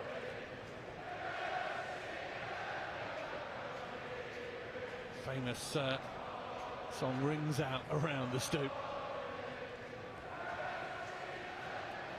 Quins responds, Steele, Anyanwu, lovely. Can he get the pass away? The greasy surface allows him to slide an extra yard or so. Quins right in the shadow of these posts. Ball out wide. Green, David, dummies, goes, twists and turns his way through. Does he get there? I think he does. Had a fair bit to do, Nick David, former Worcester Warrior. And for a pre-season game, we've got a real game on our hands here. What a try. I wondered whether it was the right decision. Green, of course, could conjure something, always conjure something, but he gave Nick David something to do, but the winger obliged. Great bit of footwork, just to hold the defence for a second. If we look at the replay here, Lord A plays it out the back. You wonder if it's the right decision. A little bit of footwork, takes a step, draws the defender in, leaving just enough room. I think that sort of trip nearly set everybody off, didn't it? It's a great finish in the end, and again, 19 all kicked from the touchline to get a couple of points on top, and we got a real game on our hands down here at the Stoop. Yeah, talk to me about the word friendly. I mean, it doesn't exist, does it? I mean, these are rugby players, pumped and ready to win. There's no such thing as a game they don't want to win. And you're looking at two of the better sides in both competitions. You know, Leinster royalty as far as rugby is concerned over in Ireland, and Quins as well over here. It's a really great battle, and there've been lots of good battles over the years. So no love lost between these two different crowds. The only big difference being there aren't as many Leinster fans travelling as well. That's true. Yeah, they're usually incredibly well followed wherever they go in the world. Yeah, if this was in one of the European Cup games, there'd be a whole stand and no one would have known how everyone got a ticket, but they all managed to make it in. All living in South West London. There you go, exactly.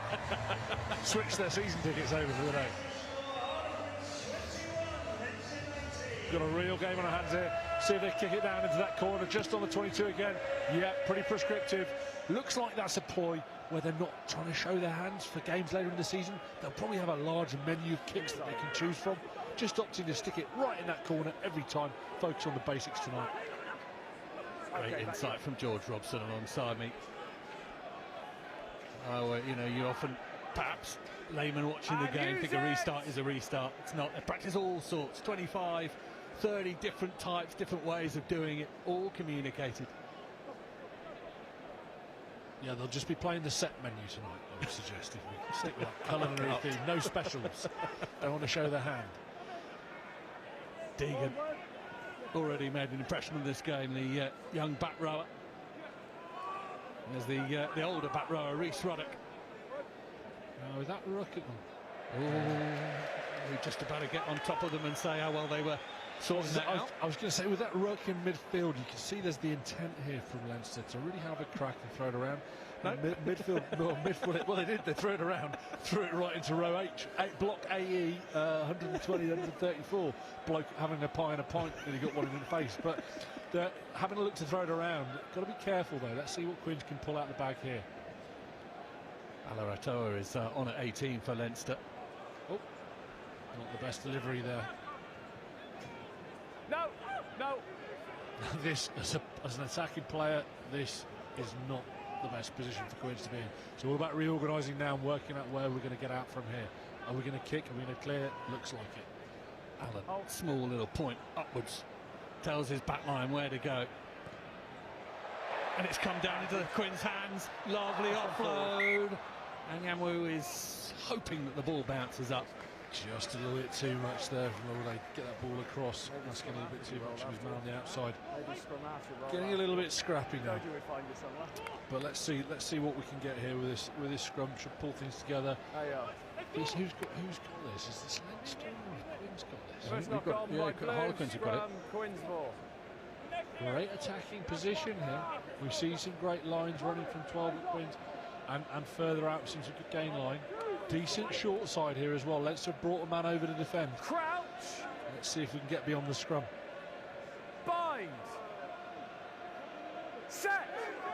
There is Nick David. He's loitering very close to Tommy Allen at the moment. And they're not going to use the short side. They're going to come wide. Steele. Good interconnection.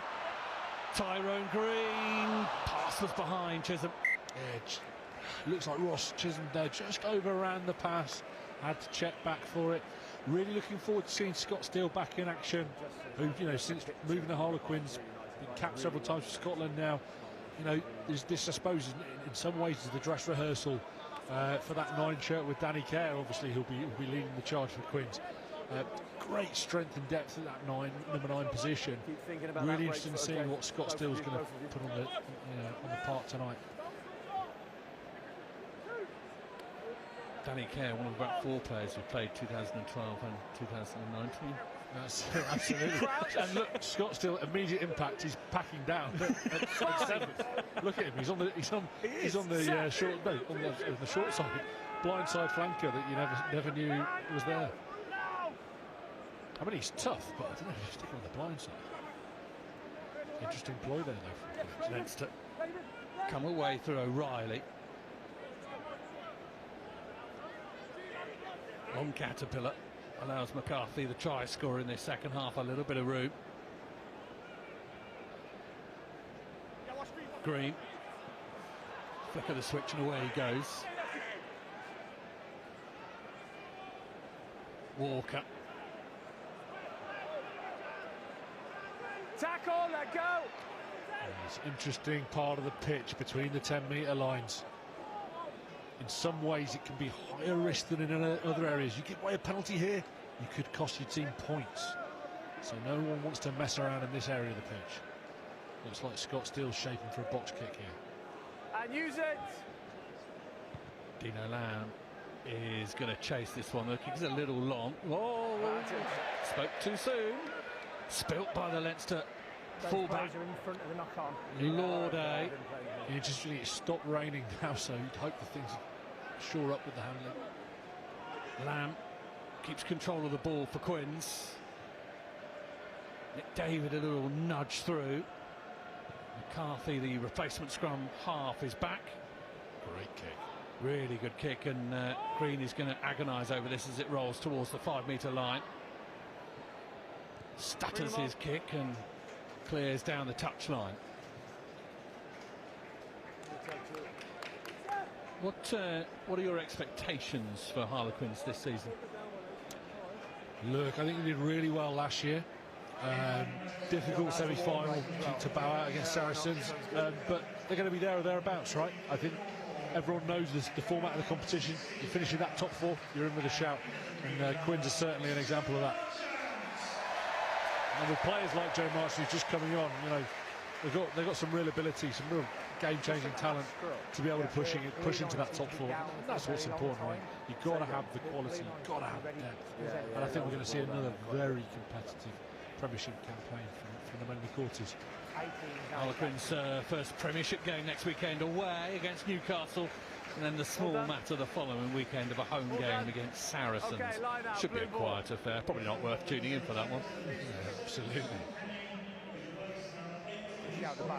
Yeah, Joe Marchand is on. Jack Musk is also on. Not long for Walker to have a go.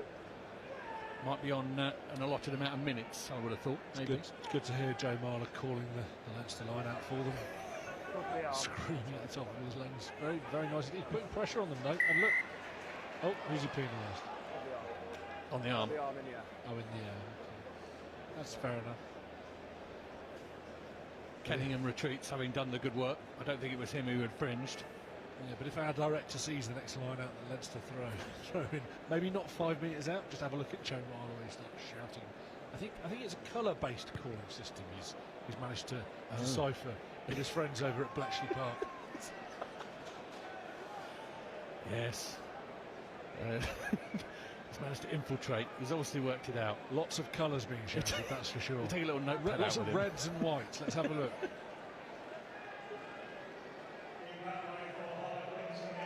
Red, no, it's red. There he goes. Well, he's calling it. I tell you what, it's working. It is. There's nothing worse as a caller. And what all jokes aside, what he's doing really, really well is the timing. Obviously, I've learned from the best, and he's playing with me, but it's the timing of the call. So as the team are coming in, he's not calling it straight away. He's calling it right at the moment when someone's going to have to be making a decision. Now, if you're the caller in that line out, you're double guessing. Christ, has everyone heard that? Should I call something else? And if you're hearing what's being called, it puts you into some real pressure. Now, when you get into really big games, crowd noise is enormous. It's not so effective. You're going to have to go off silent triggers and stuff like that. But here, it's just about quiet enough to cause some real disruption. Jamie Benson has come on at 10. Tommy Allen is off. Good young talent, Jamie Benson, and they're going to have to work on defensive lines. Deegan is through again, and I think he's been called for crawling. I think that's just a classic pre-season. Carey, he's been locked up. He's not been allowed to play. Been allowed off the bench. Young talent. Here you go. Have a run. But they didn't really tackle me, sir. Oh, what a tough one. Great carry initially, right? You just got to stay down there, but you can't fault the effort. That is Benson with the clearance kick out of Hampton School. A couple of names out of Hampton School. Good prospect.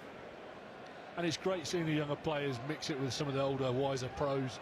Younger guys getting caught off the pace, having to leg it from one area of the pitch to the other, while the pros already stood there, waiting for them like they've had a cup of tea. And Yanwu takes the ball off Benson. Good leg pump from the inside centre, makes about 2 or 3, 4 yards more than he should have done. Great carry. Scott Steele, Benson. They were talking about Benson in fated terms a few years ago. It's a long journey, though, to the Premiership when you come out of school, and how far you've got to go. Just make sure 7 gets that. And Yanwu, again, looking for a gap. He likes to get his hands on the ball, it's fair to say. Good impact today. Benson again. Well, the like of Esterhuizen, I mean, he's out at the moment with South Africa. He won't be back very much before he's back off again in November. I think Lennox Ayanyawu at 12 for Harlequins has a very, very busy time in front of him. And talking about busy times, Tyrone Green has got to sort himself out. Yeah. A little bit too much to do there. The chase there seemed to be only Leinster. Yes, he was on the lifeboat there, wasn't he? Getting torpedoed, surrounded by submarines. Yeah, he was battling. I think this has been great to see. Good to see James Chisholm coming on for Lord A. One of another fan favourite. One of the club's real characters, James Chisholm. Or Sean Dyche. He is, isn't he? I mean, I've seen that. That's a good one, isn't it? Here we go. So let's see. Lord A comes off, and the line-out was initially repelled, but Leinster have broken through. They're almost to the line. Get to reshuffle. Okay, you've all gone off your feet. Penalty. Hooking the leg. Wayne Barnes comes back. The phrase he used there, hooking the leg. I assume in the maul. Sorry, in the rolling maul. Remember, if you latch, you've got to be up. Okay, if you latch, you've got to be up. Probably the one to the right, actually. And they kick back into that corner. Yeah, I'm interested to see a bit more urgency from Quins. As soon as the legs hit the ground, they need to be a little bit more aggressive, take that space a little bit more, sharpen him back in. First game before they start the regular season. Need to be a lot faster come next week. Reinach is good. Soroka comes down with the ball. Body positions are strong. A lot better defence there from Quins. Leinster are going to have to use this. A lot better. Marlon really disrupting things there. Could have turned it over for his side. Ball is on the floor, is it? Yeah, it is. Leinster will get a go. Bit lucky. I thought Quins had done enough there. It's got to be a holding back. Body position great from Quins there. And is that a score? No, I think Leinster are certainly interested in it. We'll see here who comes up with it. Is it Penny back on the field wearing 7? Yeah, giving yourself that little bit of a space. I think he steps back as well, I think, which makes it probably worse, yeah. Yeah, try score from Leinster again. Being rewarded for a period of extended pressure, right? You know, Quins did a lot better defending the maul, but then when it broke through, that's the end of it. I would really be interested to see if we go back further and see how good the body positions are. That you can see is it Jack Musk with his arms in the there you go. It's a great low finish there, low carry, close to the ground. I think Musk was really interested in that turnover. He looked as though he was in the right position. Yeah. As you mentioned a little bit earlier, just referee Wayne Barnes, just let it go a little bit longer. Letting it unfold. And look at Leinster now, right? 26, 21. We've got 12 minutes to go. What a cracker.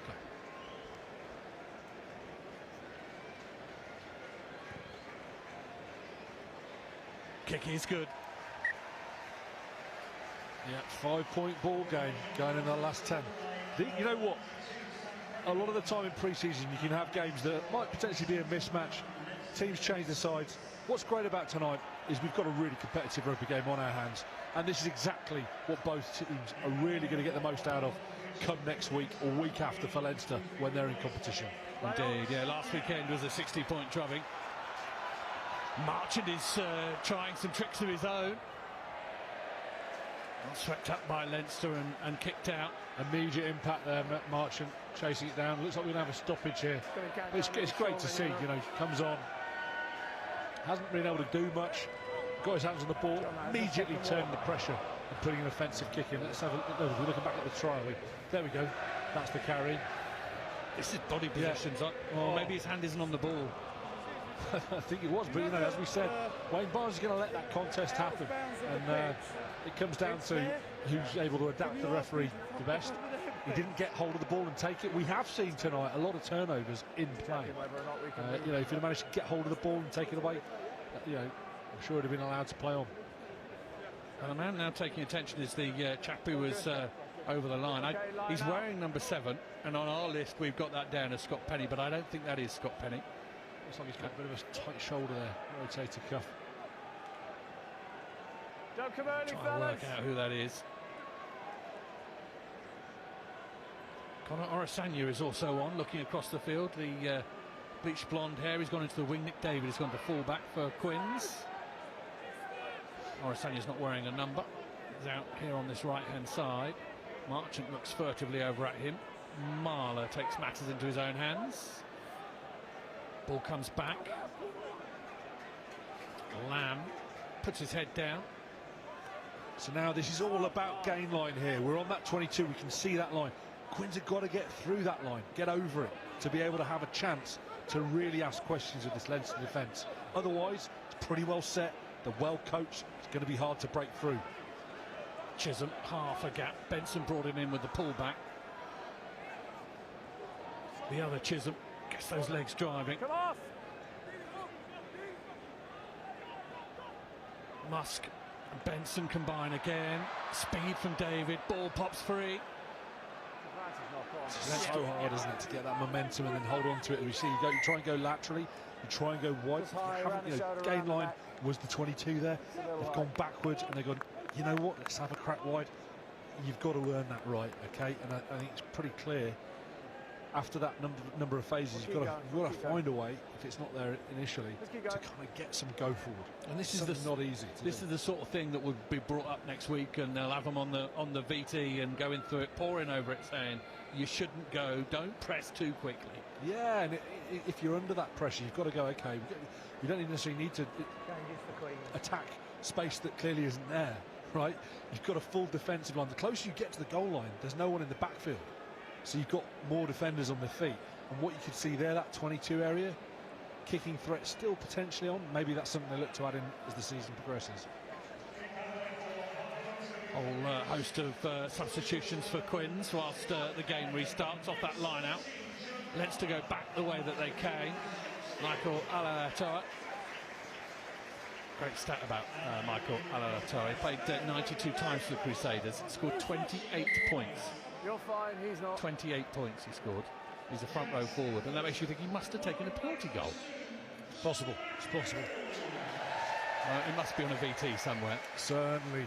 Great to see Charlie Matthews back in a Quins shirt at the Stoop. Obviously Japan's affected him enormously. He now looks like a 6'9"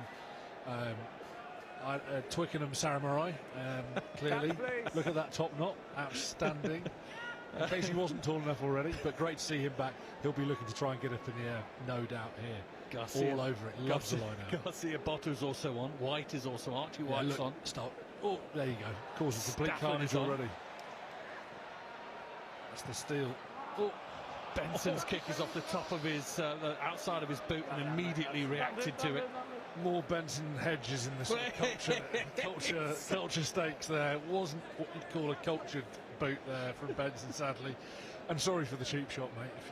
If you ever have to painfully listen back to this in the review or anything, hopefully they'll just scrub the audio. But yeah, far from cultured. I hope so. Leinster into the midfield.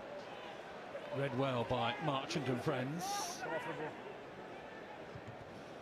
Oh, ball is ricocheting around, but Leinster are quick on it, fastest to it. McCarthy, Prendergast, ball inside. Deegan involved as well. Ball is free. Wayne Barnes says, yeah, help yourself.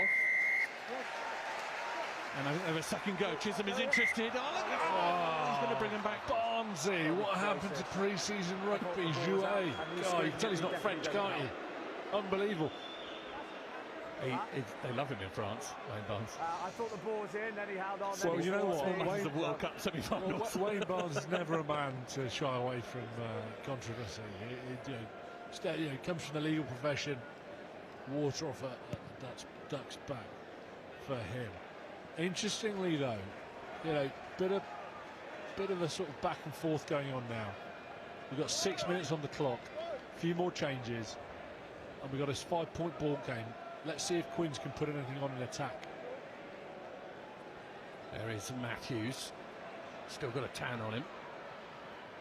Down it comes. Brilliant read there from the Leinster D. Off the foot. Stafford, the former Munster man. Bold-headed Jack Stafford. Will be up for playing Leinster as much as anyone on the field at Harlequins. And use it, please.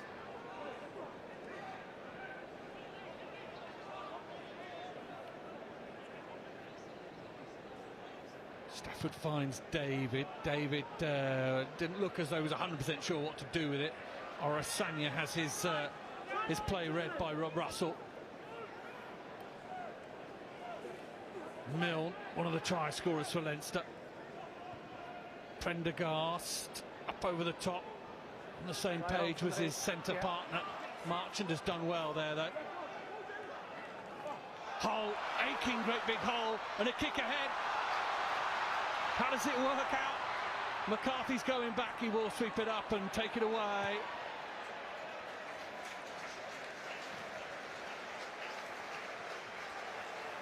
Couple of great touches there. Great carry previously in the build-up, and then the break and the chip through. I think it's Will Evans. He's looked very impressive there. He's blowing now, understandably, but two really good touches of the ball. It is Will Evans without a number on his back. Made us just pause to think exactly who it was. Maybe even the kick very ahead. Good impact. Very good impact. Reminded me of young George Robson again. The Middlesex Sevens. George Robson alongside me, if you hadn't worked that out already. Stafford into the midfield. Anyanwu used again. Hasn't let up Lennox Anyanwu this evening. Although now it looks as though he's got a bit of cramp or a bit of difficulty. Barnes allows it to play on around him. Stafford quickly into the hands. Leinster, as they have done all evening. Good around the breakdown. He's got to roll away there. 12 down on midfield. Oof. Oh wow, that was cultured. that was Michael Milne living it up, I think. It went to his head all of a sudden, didn't it? The people's touch finder. Leinster ball. That was quite something else, wasn't it? Gosh. I think they call it a funt. Yeah, I think so. Gosh. He put his foot through it, didn't he? Gosh, I wouldn't want to be his cat. He comes home out an angry day after training. Can you imagine? There don't have any ribs left.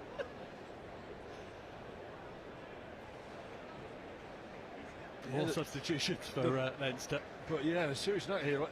Physical game taking its toll on the players' bodies. Lots of people putting shots on, some heavy bodies here, firing it at full throttle. It's great to see.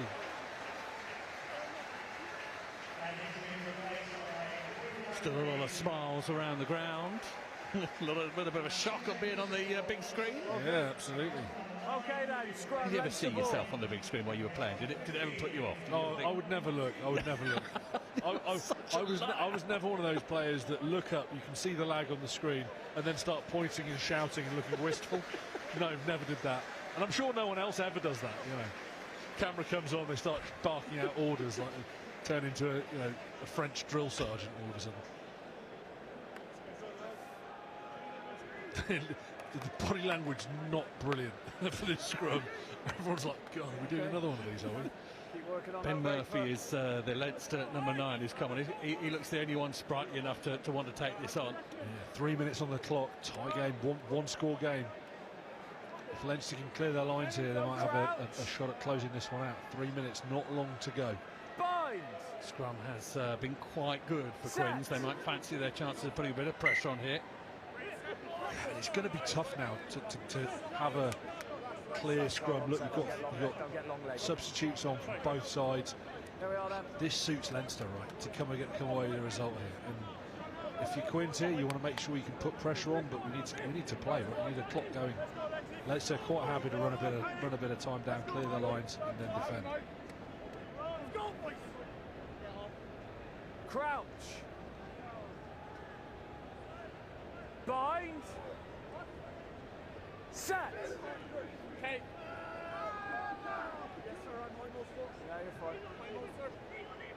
Solid. Okay, use please. Static scrum. It's taken back. Leinster have to keep this ball in field. David, that is his own 22. He will turn and kick the ball back downfield and the ball go all the way out. And that is a mistake. That's a costly mistake as well, right? In the context of the game, 2 minutes on the clock. That's a costly error. Won't be happy with that. Takes play right back down to 10 metres from the 22. Defending.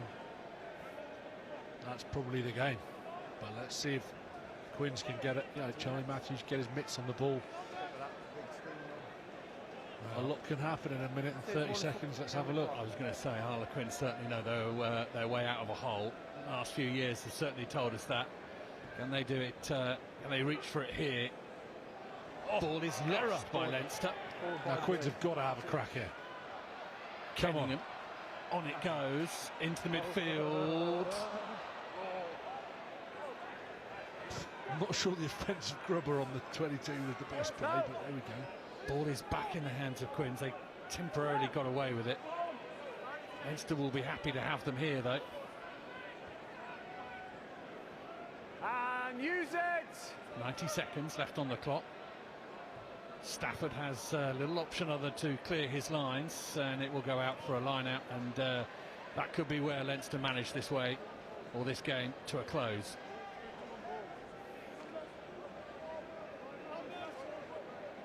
Now, what's interesting about this, right? Both sets of coaching staff, they'll be learning about the players. They'll be learning. You know, we got, you know, a minute left on the clock. Can we win this line out from Leinster? Can we steal it?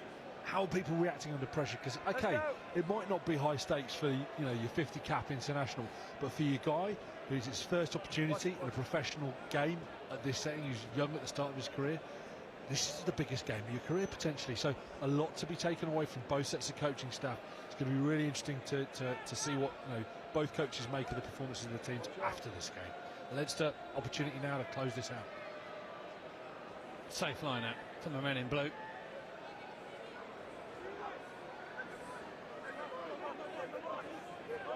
Harlequins all out of position. They'll have to reshuffle themselves. Forward it goes again. Same maul is the call from the referee. No knock on. No knock on. Murphy eventually gets his hands on it.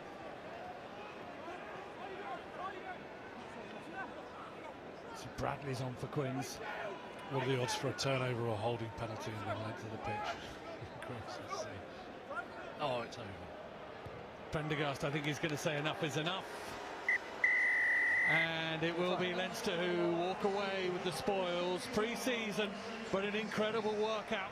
Both sides showing good form. And defensively, a fine effort throughout the evening. It is Leinster who walk away with it, but a lot for both sides to learn. Quins played some great rugby, scored some good tries, but have been taught a little bit of a lesson. There'll be a lot to learn. Final score certainly from the Harlequins Stoop is Harlequins 21, Leinster 26. And George Robson, your thoughts if you were in that huddle or about to get into that huddle with Harlequins right now, the sort of things that you might be saying, good things that you might be saying? Oh, they'll all be in tomorrow morning at 7. No, they wouldn't. Look, I thought it was a fantastic show of rugby from both sides. Some real intent to play. It was brilliant. If you either sets of coaches, you're pretty happy, right? Everyone's come through the game. Looks like everyone's pretty much injury free. You've given some of your key players, your more experienced players, a bit of freshness, bit of battle-hardened freshness that they're going to need going into next week, and you've come out unscathed. Ultimately, you want to win, but you've had a tight battle. You've managed to rotate your squad, give everyone some game time, and you played some pretty good rugby. The most interesting thing will be what did the coaches focus on? So whether that's Stuart Lancaster, Leo Cullen, or Tabo Watson, what did they focus on? What did they want from the game? Did they get what they wanted from the game at the outcome? Because there might be things that aren't clear to us right now that they focused on in pre-season. They might be really happy with walking away from. It could be something as simple as how long are we spending on the floor in defence when we're making a tackle. Might be things that they don't even realise just yet until the analysis comes through. It's really an opportunity to see, a bit like a test set of data. How have we performed against that data? Look, what have we tried to change? How have we performed against that? And some of that might not come out immediately in the wash from the game. Might take a few reviews of the video. And I'm sure the other thing that they'll take from the game is seeing some of these younger players and the combinations and seeing how they perform under a bit of pressure. When you're playing your first pre-season game, you're in with the big guys, you're in with some big name players. How do you cope with that pressure? The new names or the younger names, any one particular sort of stood out for you that perhaps from a coincidence? There's a fair few that would have got the chap we would knew about the chap with no number on his shirt. A couple of times right towards the end of the game, I've forgotten his name. Will Evans. That's we know about him. Yeah, he's very good. Yeah, but I thought in terms of the second half when he came on, what he was able to do was absolutely brilliant. In terms of the younger guys coming through, the new signings. Again, in the engine room, we saw Herbst do pretty well, pretty solid performance. Initially, you could see what he's going to be about this season from a work ethic. From the younger players, not a great deal, but there's a long season to go, and they'll all be picking up experience as they go. Got to do more homework on Evans, haven't I? Well, talk about Leinster as well. Yeah. I mean, they've come over. They have got a relatively inexperienced side, and they, I feel, have got a huge amount out of that. They'll be chuffed to bits to come to London and get a win. Yeah, I think so. Knowing the coaching stuff they had, they're all pretty switched on. They know what they're doing. Lots of former pros in there. I think they'll see this as a great little psychological edge, a little bit of an advantage. Should the teams, come and meet each other again. You know, good game. Let's have a look at a few of the highlights. I think we can show from the second half some of the tries that were scored. And this was, I think, Leinster. Oh, this is the first half, actually, isn't it? They're going the right way. First rolling ball. Quinn's a bit slow here. Leinster in a very good position in that sort of 7-8 metre mark, getting things set up nicely. Quinn's just a bit slow to react, and then they're able to spin off and get the ball down. Yeah, John McKee at hooker getting over there.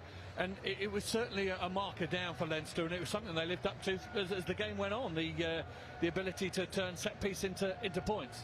Yeah, certainly from the line-out scrummage, they struggled a little bit, but yeah, in the line-out and this drive, managed to get parity, did a pretty good job, and yeah, burrowed over, and you know, that's something Quins will definitely go away from, and you know, it might not be something they spent a shed load of time on. They might have spent a lot of time on Wall D, who knows, but they'll definitely give them some pointers for the next week. And Quins responded, and then you mentioned it earlier, the scrum, and Galtema was a huge beneficiary from the gaping chasm that was opened up by the scrummage that allowed them to push through, and a smile on his face that suggested he had just benefited from a lot of hard work up front. Total dominance from the Harlequins. Yeah, and that's going to be a weapon that Quins are going to look to really use as the season goes forward, right? That changes as the game came on, you know, as the game progressed, as Leinster made changes in the front row. But yeah, that's certainly an area where Quins will look to really build on and get further dominance as things progress. This was the second try, I think, from Quins. Yeah, Kerr to Collier, great offloading into play between the forwards. Before then, the nice pull out there from George, and then the ball over the top. Fantastic pass to finish things off. Caden Murley sliding his way in.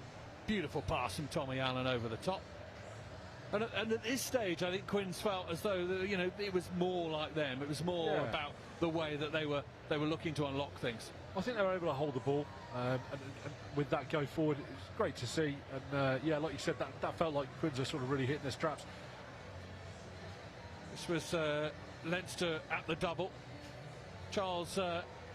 Yeah, this is something again. Edge defence. We've got our inside centre, and we've got our big new South African summer signing. All they need to do there, switch positions, and that's a defensive fix for Quins that they'll be looking to try and implement as the season goes on, no doubt. Perhaps get a little bit lower in that second position as well. But credit to Leinster. This was really good, Deegan. But again, where are we? Got to go lower there. Makes the tackle in the end, but you've got to go lower. Box office offload there. Great job of exploiting the short side there. And a lovely offload there. Against a big man like that, got to go lower. Easier said than done though, right? Sat up here in the crow's nest at the Stoop. This was try number 3 for Quins, and it was a good game. It was certainly the 9,000 or so that were packed in here certainly have enjoyed themselves. Anyam through the gap. And that's what Quins are going to have to start to engineer. Without Andre the Giant there in midfield, that's the role that he can definitely provide when he's not there. So great to see him hit that line. He's got to get that timing right. Thought he had a solid game as well tonight. And look, for a pre-season game down at the Stoop, fantastic rugby on show. It's great to see Quins playing the way they should. Yeah, finished off well. Nick David squirming his way over the line. The attempted tackle that comes in is neither nor. David is able to sort of almost twist his way through it. Yeah, it didn't look anything but comfortable for anybody there, really. No one came out of that. Covered in glory. But it was all. I also thought the breakdown was pretty good tonight. It was good to see both teams really try and flex things out. Good contest. And yeah, this last try here we've seen already, I think. But yeah, it's the same one here. Here it is, the stutter step. Beautiful.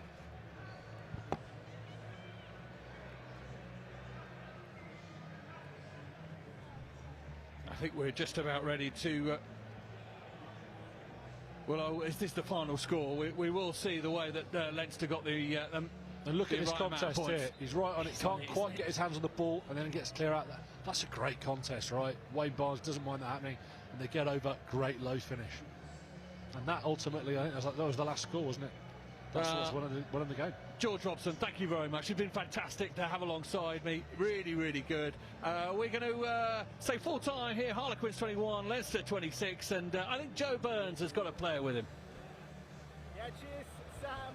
Cheers, George. Very, very enjoyable comms from you guys, and a very, very enjoyable match as well. And one of the men who stood out the most in that was Harlequins number 9, Lewis Jaltimer, who I'm delighted to say is joining me. Hey, there's not a bead of sweat on you, Lewis. You look like you haven't played a minute, but you were everywhere out there tonight.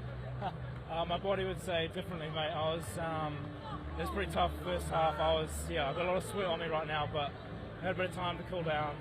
But it's tough work out there for sure. Yeah, looks deceiving. Well, you say tough work, and I think we could all see that. That didn't feel like a friendly out there this evening. No, I don't think any game of rugby is really friendly. I think both teams are flying into it. It's the last pre-season before the Prem starts, so yeah, we're flying into it. There's no friends out there on the rugby field. Shake hands after, but yeah, it's tough. I mean, like, we can see that from the play, but generally, like, the intensity and the flow of the match, I think usually we're used to seeing lulls in friendlies, whereas it was like really fizzing for the duration of the game. We saw the lead swap a number of times. You know, that must put you in excellent stead coming into the game against Newcastle next week. Yeah, I think so. Look, we had a few. I think both teams had a bigger squad, so you had a lot of replacements off the bench. Yeah, we take a lot of confidence. I know the scoreboard didn't look, well, wasn't in our favour in the end, but they're a really good team, and we put our game out there and we'll get a lot out of it. So I'd say we feel pretty confident going into next week. Yeah. Well, you said it. Leinster are a really good team. Yeah. You're playing against one of the greatest in European history. What would they like to play against this evening?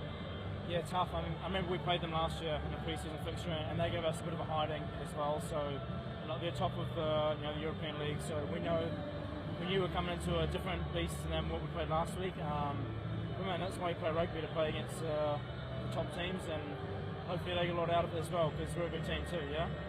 100%. Two good teams going at it, and you put on a show for everyone here at the Stoop. And coming back to that intensity and coming back to the Stoop, we spoke at the beginning of the game about the number of supporters who are in here, and I was estimating 10,000, but it felt and it looked like a lot more, and I think that raised that intensity. I think that all those fans who are here supporting ultimately a game that means nothing speaks volumes about the connection that you players have with the supporters here at Queen's. 100%. I think it's unbelievable this many people turn up to a pre-season game back home. It's just unheard of. So it actually felt like a game that was something on the line for. So yeah, it's really amazing actually. The support is unbelievable at this club. Yeah, we can't get enough of it really. I mean, it just changes the atmosphere of playing. Yeah.